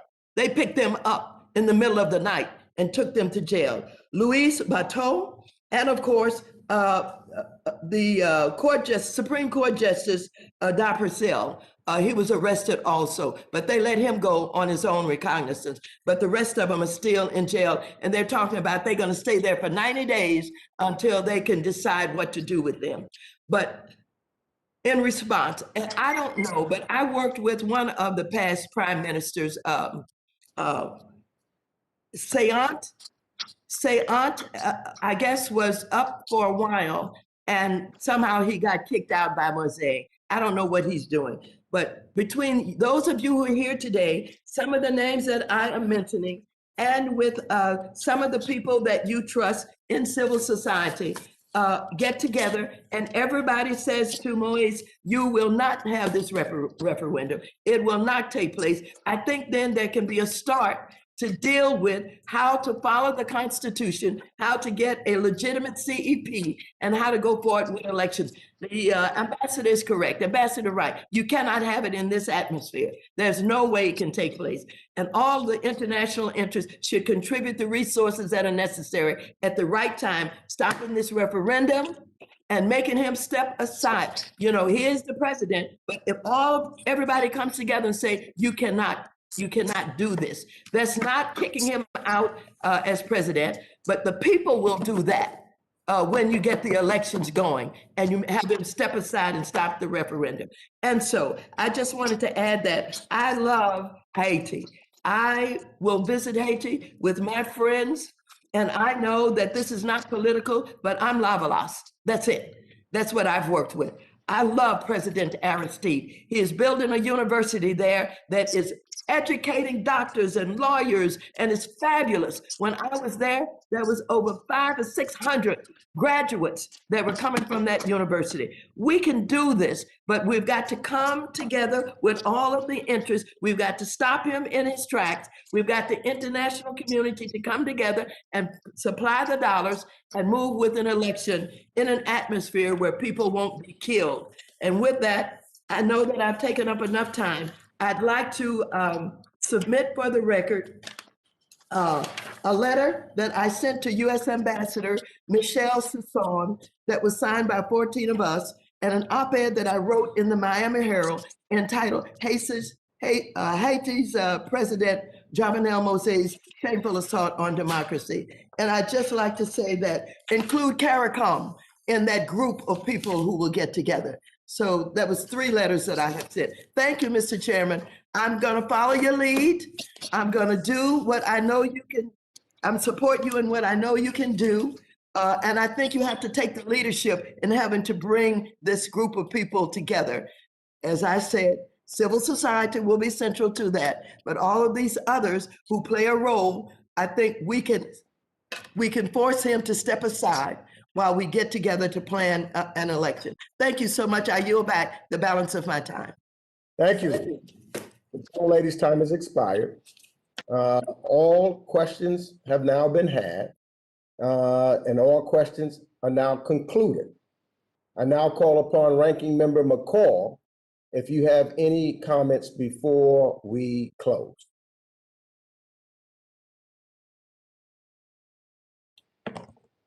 In closing, let me do this. I don't think Ranking McCall is with us. I want to thank all of our witnesses today. Number one, your insight has been invaluable. I want to thank all of the members of this committee who've been engaged on this critical situation in Haiti. There is clearly a lot of work to be done, and we're going to need to stay focused on Haiti. And I want all that have been witnessing and listening to this hearing today to know that this committee is going to stay focused. This is not just a one hearing and off, and then we're not going to continue to pay attention to what's going on. I too, as I've said in my opening statement, am very concerned about moving forward with a referendum and what the current makeup of is the CEP, because we have to have free and fair elections that involves everyone. Civil society must be a part of this. The Haitian people must have confidence in an election. You can't have an election just for election's sake, because we will still be in the same place. There's got to be integrity.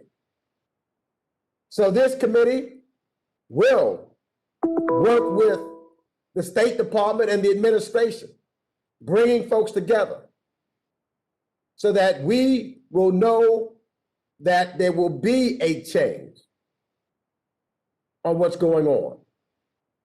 So the Haitian people face a big deal. And it's a priority of mine that we work to elevate the voices of civil society who want democracy and the rule of law. And I thank each and every one of you for being with us today. And I now adjourn this hearing.